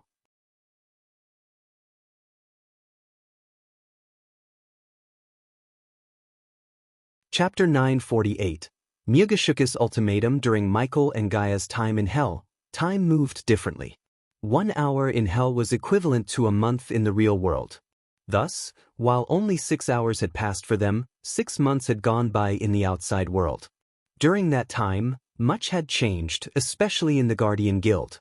It had become divided into several factions, each vying for power, and the Alpha Guardians were struggling to maintain control and prevent the guild from falling apart. The once united front of the guild had shattered, and the members were now more focused on their personal goals and ambitions than the greater good of protecting the realm. Meanwhile, Big Bertha sailed fiercely under the wrathful sky, with the clouds thundering and the waves crashing against the sturdy ship. The wind howled with such intensity that it was almost deafening, as if nature itself was warning the crew of impending danger. The dark clouds cast a shadow over the ship, and flashes of lightning illuminated the restless sea. In the captain's cabin, the atmosphere was vastly different. It was a cozy and warm space, filled with rich wooden furnishings and soft candlelight. The walls were adorned with maps and charts depicting different areas of the sea, and a large desk was placed in the center of the room, piled high with books and scrolls. The captain's chair was made of leather and positioned so that the captain could look out of the window, which offered a breathtaking view of the tumultuous sea outside. The cabin was scented with the sweet aroma of spiced rum, and the gentle crackling of the fireplace added to the coziness of the space. Eve Voldegard stood sternly behind the grand table, her long black hair cascading down her back. She wore black armor that accentuated her warrior's arms, with only her hands exposed. Her armor had a black cape that fluttered behind her with the gusts of wind that rocked the ship. Despite her beauty, she exuded a commanding and intimidating aura, a testament to her strength and experience as a warrior. "How much longer until we reach our destination?" she asked in a collected tone, her eyes piercing through Corey, Gibson and Saber who were standing at the opposite end of the table. "This storm is delaying our journey, Lady Eve. If it persists, it may take us several more days to reach the island," Corey replied, his voice struggling to be heard above the thundering sounds of the storm. Eve's hand slammed onto the table, causing the entire cabin to tremble. "And what about your airships, Gibson? Can they withstand the storm and get us there any faster?" she demanded, her patience wearing thin. Gibson hesitated before answering. "I'm afraid not, my lady. Big Bertha is the only ship that can survive in these treacherous conditions." "Damn it." Eve swore under her breath, slamming her fists on the table again, causing everyone in the cabin to tremble in fear. Everyone except Saber, who remained cool and collected. The storm outside raged on, mirroring the turmoil within Eve, who knew that time was running out for her. Eve's voice echoed through the captain's cabin as she reminded Corey, Gibson, and Saber of their mission's urgency. "We cannot afford any delays. Remember that we only have 3 weeks to retrieve the crystal from Yugashiku. If we fail, the consequences will be catastrophic. Our army and everything Ghost has built will be destroyed," she said, her voice quivering with fear. Eve had experienced the terror of Yugashiku firsthand, having ventured deep into the pit of the Stormville Mountain and catching a glimpse of the four-headed hydra that lurked there. As the memory of Mugashiku flooded Eve's mind, she shuddered with fear. The memory of the four-headed hydra was etched into her mind, each of its heads with glowing red eyes that seemed to bore into her soul. She remembered the deafening roar that shook the mountain and the feeling of dread that gripped her heart. As she spoke of Mugashiku, her voice trembled with fear, and her hands shook uncontrollably. To Eve, Mugashiku was the epitome of terror. The darkness in the pit cloaked his terrifying body, making it difficult to see him clearly.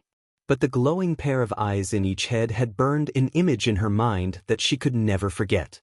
Mugashiku's size and strength had been overwhelming, and the mere thought of facing him again sent a chill down her spine. Eve was still haunted by the memory of being in close proximity to the abomination that was Mugashiku. The mere thought of the godly beast lying dormant beneath the southern continent and absorbing the arch-energy, resulting in the energy void that plagued the land, sent shivers down her spine. She was terrified that a monstrosity of that magnitude could exist in the same world as her. But what terrified her more was the knowledge that her best friend, Ghost, had struck a deal with this monstrosity. It was something only he would dare to do, and it left Eve wondering just how far he would go to achieve his goals. As she thought about Mugeshuku, Eve couldn't help but shudder at the memory of the shocking scene where she was suddenly teleported into his lair. The overwhelming sense of fear had left her barely able to recall the conversation she had with the godly beast.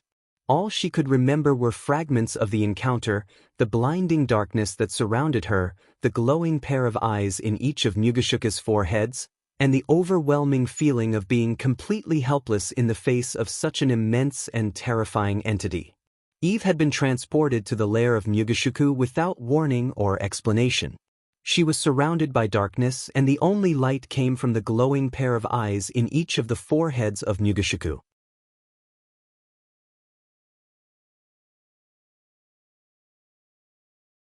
With her hammer in hand, Eve made the decision to fly through the storm and reach the island of Isendar as quickly as possible.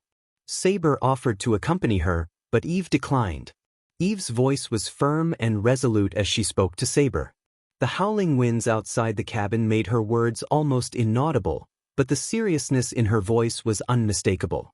"Listen to me, Saber. I need you to head back to the castle and find a way to avenge Caius. If we let the Sky Hall succeed in taking over Giselle and hang our people without retaliation, it will be a huge blow to our cause. I don't even want to imagine how Gaia would react to that news. Trust me, Gaia is like a raging storm when she's angry, and you don't want to be on the receiving end of that." The mere mention of Gaia's name was enough to strike fear in the hearts of many. She was known as the Dark Queen for a reason, and her ruthless nature was infamous throughout the land. Those who had crossed her or defied her orders lived to regret it, and some didn't even live at all. Despite the Dark Lord's fearsome reputation and the terror he struck into the hearts of his enemies, many believed that he could be reasoned with, that there was a flicker of humanity buried somewhere deep within him. However, when it came to the Dark Queen, no such sentiment existed. She was known to have committed ruthless acts, including killing her own father and breaking her sister's meridians without showing mercy. Her cruelty was unmatched, and those who had witnessed her wrath knew better than to cross her. She had a heart of ice, unyielding and unforgiving, and would stop at nothing to achieve her goals. After the War of Nagaland, even some in the Dark Army itself whispered that a dark force possessed her, as no human could possess such a level of darkness within them. In simple terms, when she was angry, it was like a storm descended upon them, and no one was safe from her wrath. Eve paused for a moment before continuing. "I want you to work with Elidir to find a way to break through their barrier and make them pay for their crimes. Can I count on you to do this for us?" Eve's words were like a call to arms, and Saber could sense the urgency in her tone. He nodded resolutely and replied, "You can count on me, my lady. I won't let you down." Eve nodded at them, her eyes burning with determination as she left the room without giving any room for negotiation. Stepping outside the cabin, Eve was immediately hit with the full force of the storm. The wind howled around her and the rain pelted her armor, making it hard to see. But she had her mission in mind and wasn't about to let the storm stop her. With her powerful arms, she raised her hammer above her head and took to the sky. The wind whipped through her long black hair and cape as she soared through the storm, determined to reach the island of Isendar and complete her mission.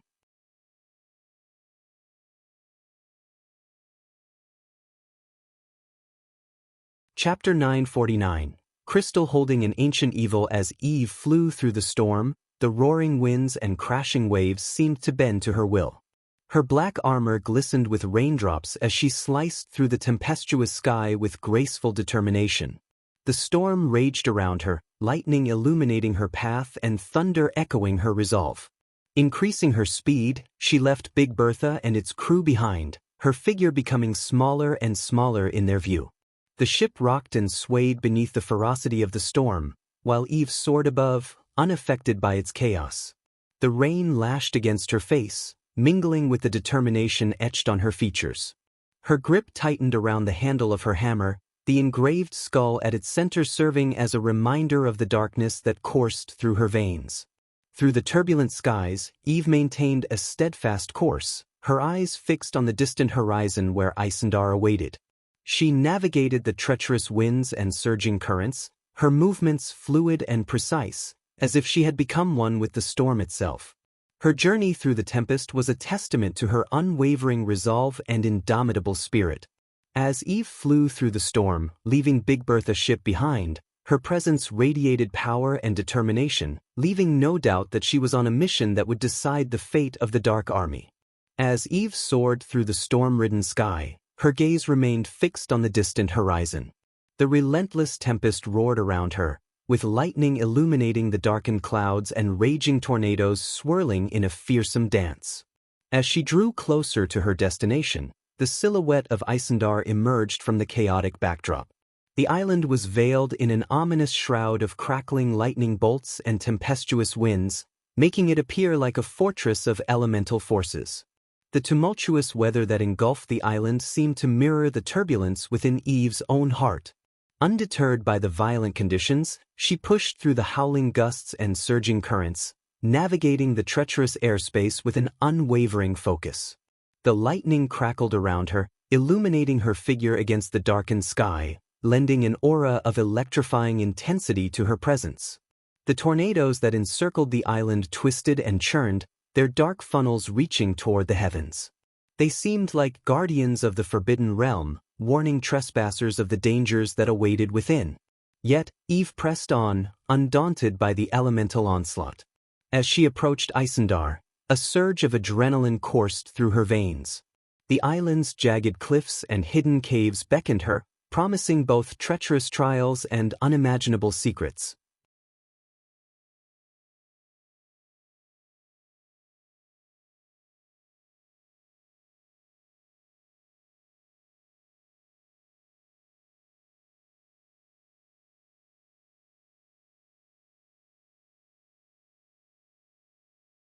Thorgar, his eyes wide with a mix of terror and determination, voice from the crystal, growing more furious, "You dare to defy me?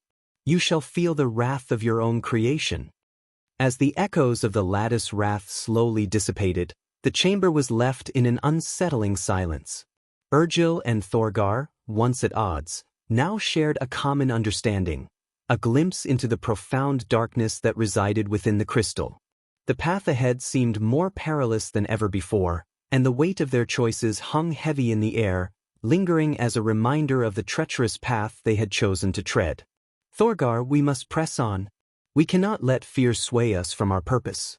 We will control this power, and the Empress will pay for what she has done." Urgil said, his voice trembling. "Can't you see, Urgil? The crystal is consuming us, corrupting our very souls. We must break free before it's too late." Thorgar's voice was filled with desperation. "Break me, and unleash a power you cannot fathom."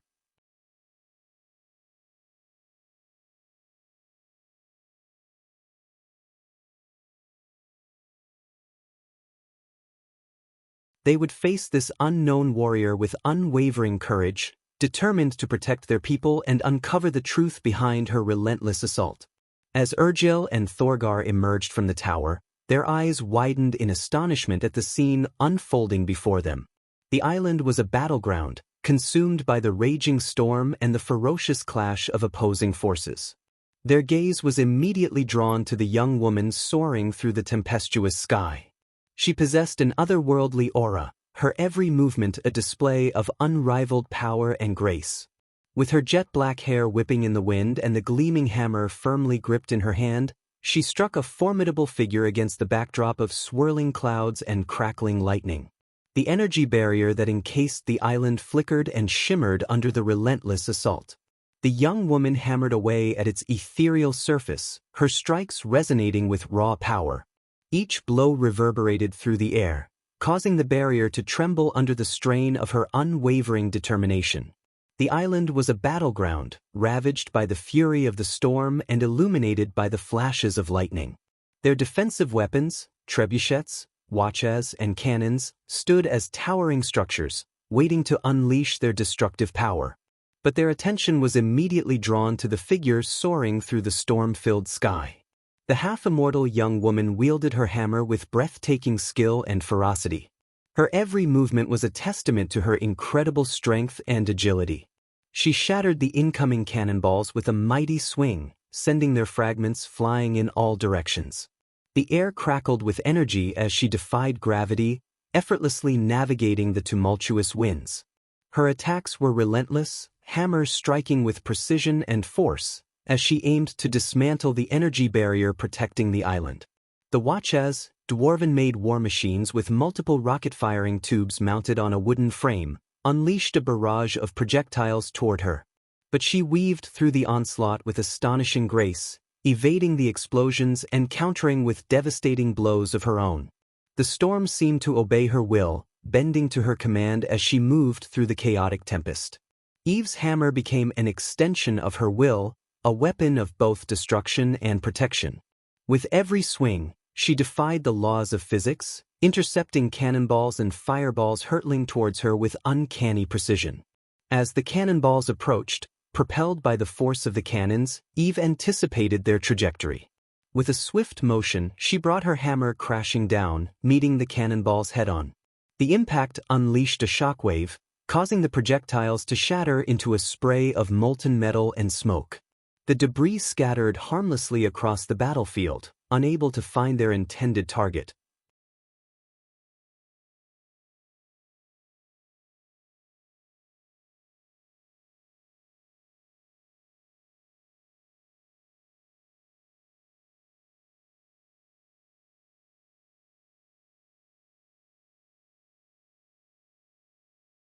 Chapter 951. Corrupting Power. As Eve unleashed her powerful spells upon the dwarven defenses, the sky crackled with energy and erupted into a dazzling display of light and power.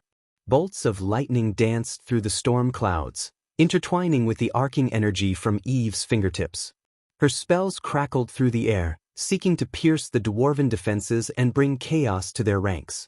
However, the dwarven war machines proved to be formidable adversaries. Empowered by the mysterious crystal beneath the island, their defenses held strong against Eve's onslaught.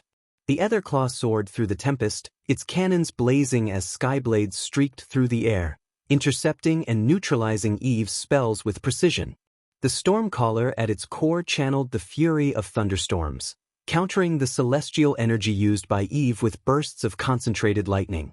Meanwhile, the Goliath cannon unleashed devastating explosive payloads, their concussive force creating shockwaves that disrupted Eve's spells and shook the very foundation of the island.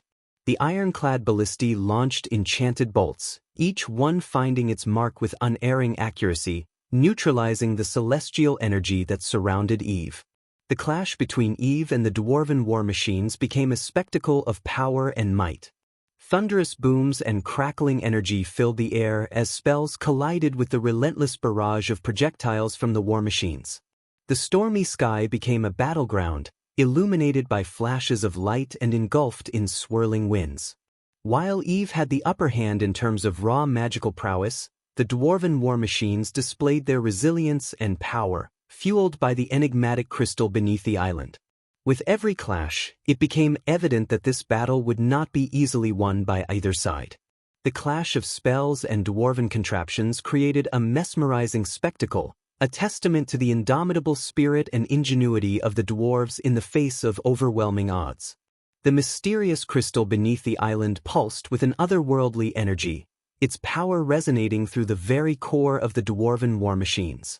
This ancient relic, harnessed by the dwarves, bestowed immense strength and vitality upon their contraptions. The crystal's energy coursed through the intricate mechanisms of the war machines, fueling their movements and augmenting their capabilities. It imbued the Etherclaw with unmatched agility and speed, allowing it to navigate through the stormy skies with unparalleled precision swiftly. The Stormcaller, at the heart of the Etherclaw, channeled the raw power of thunderstorms, amplifying its destructive potential. The Goliath cannon, powered by the crystal's energy, transformed into a behemoth of destruction. With each explosive projectile it launched, the crystal's energy amplified their devastating impact, sending shockwaves through the air and leaving trails of destruction in their wake. The ironclad ballistae, armed with enchanted bolts, absorbed a fraction of the crystal's energy, infusing their projectiles with enhanced accuracy and piercing power. As the bolts were unleashed, they tore through the stormy atmosphere, guided by the residual energy of the crystal, striking their targets with deadly precision. Despite the dwarves' ingenuity, they had only managed to harness a fraction of the crystal's true power. The enigmatic energy that surged within the crystal remained largely untapped, waiting to be unlocked and unleashed. The dwarves had glimpsed the immense potential that lay within, but they had only scratched the surface of its true capabilities. Nevertheless, even with their limited utilization of the crystal's energy, the dwarven war machines proved to be a formidable force, their power magnified by the ancient relic. The clash between Eve's spells and the dwarven defenses showcased the immense strength that the crystal bestowed upon the war machines, but it also hinted at the untapped power that lay dormant within the depths of the island. The mysterious crystal beneath the island pulsed with an otherworldly energy, its power resonating through the very core of the dwarven war machines. This ancient relic, harnessed by the dwarves, bestowed immense strength and vitality upon their contraptions. The crystal's energy coursed through the intricate mechanisms of the war machines, fueling their movements and augmenting their capabilities. It imbued the Etherclaw with unmatched agility and speed, allowing it to navigate through the stormy skies with unparalleled precision swiftly. The Stormcaller, at the heart of the Etherclaw, channeled the raw power of thunderstorms, amplifying its destructive potential. The Goliath cannon, powered by the crystal's energy, transformed into a behemoth of destruction. With each explosive projectile it launched, the crystal's energy amplified their devastating impact, sending shockwaves through the air and leaving trails of destruction in their wake. The ironclad ballistae, armed with enchanted bolts, absorbed a fraction of the crystal's energy, infusing their projectiles with enhanced accuracy and piercing power. As the bolts were unleashed, they tore through the stormy atmosphere, guided by the residual energy of the crystal, striking their targets with deadly precision. Despite the dwarves' ingenuity, they had only managed to harness a fraction of the crystal's true power. The enigmatic energy that surged within the crystal remained largely untapped, waiting to be unlocked and unleashed. The dwarves had glimpsed the immense potential that lay within, but they had only scratched the surface of its true capabilities.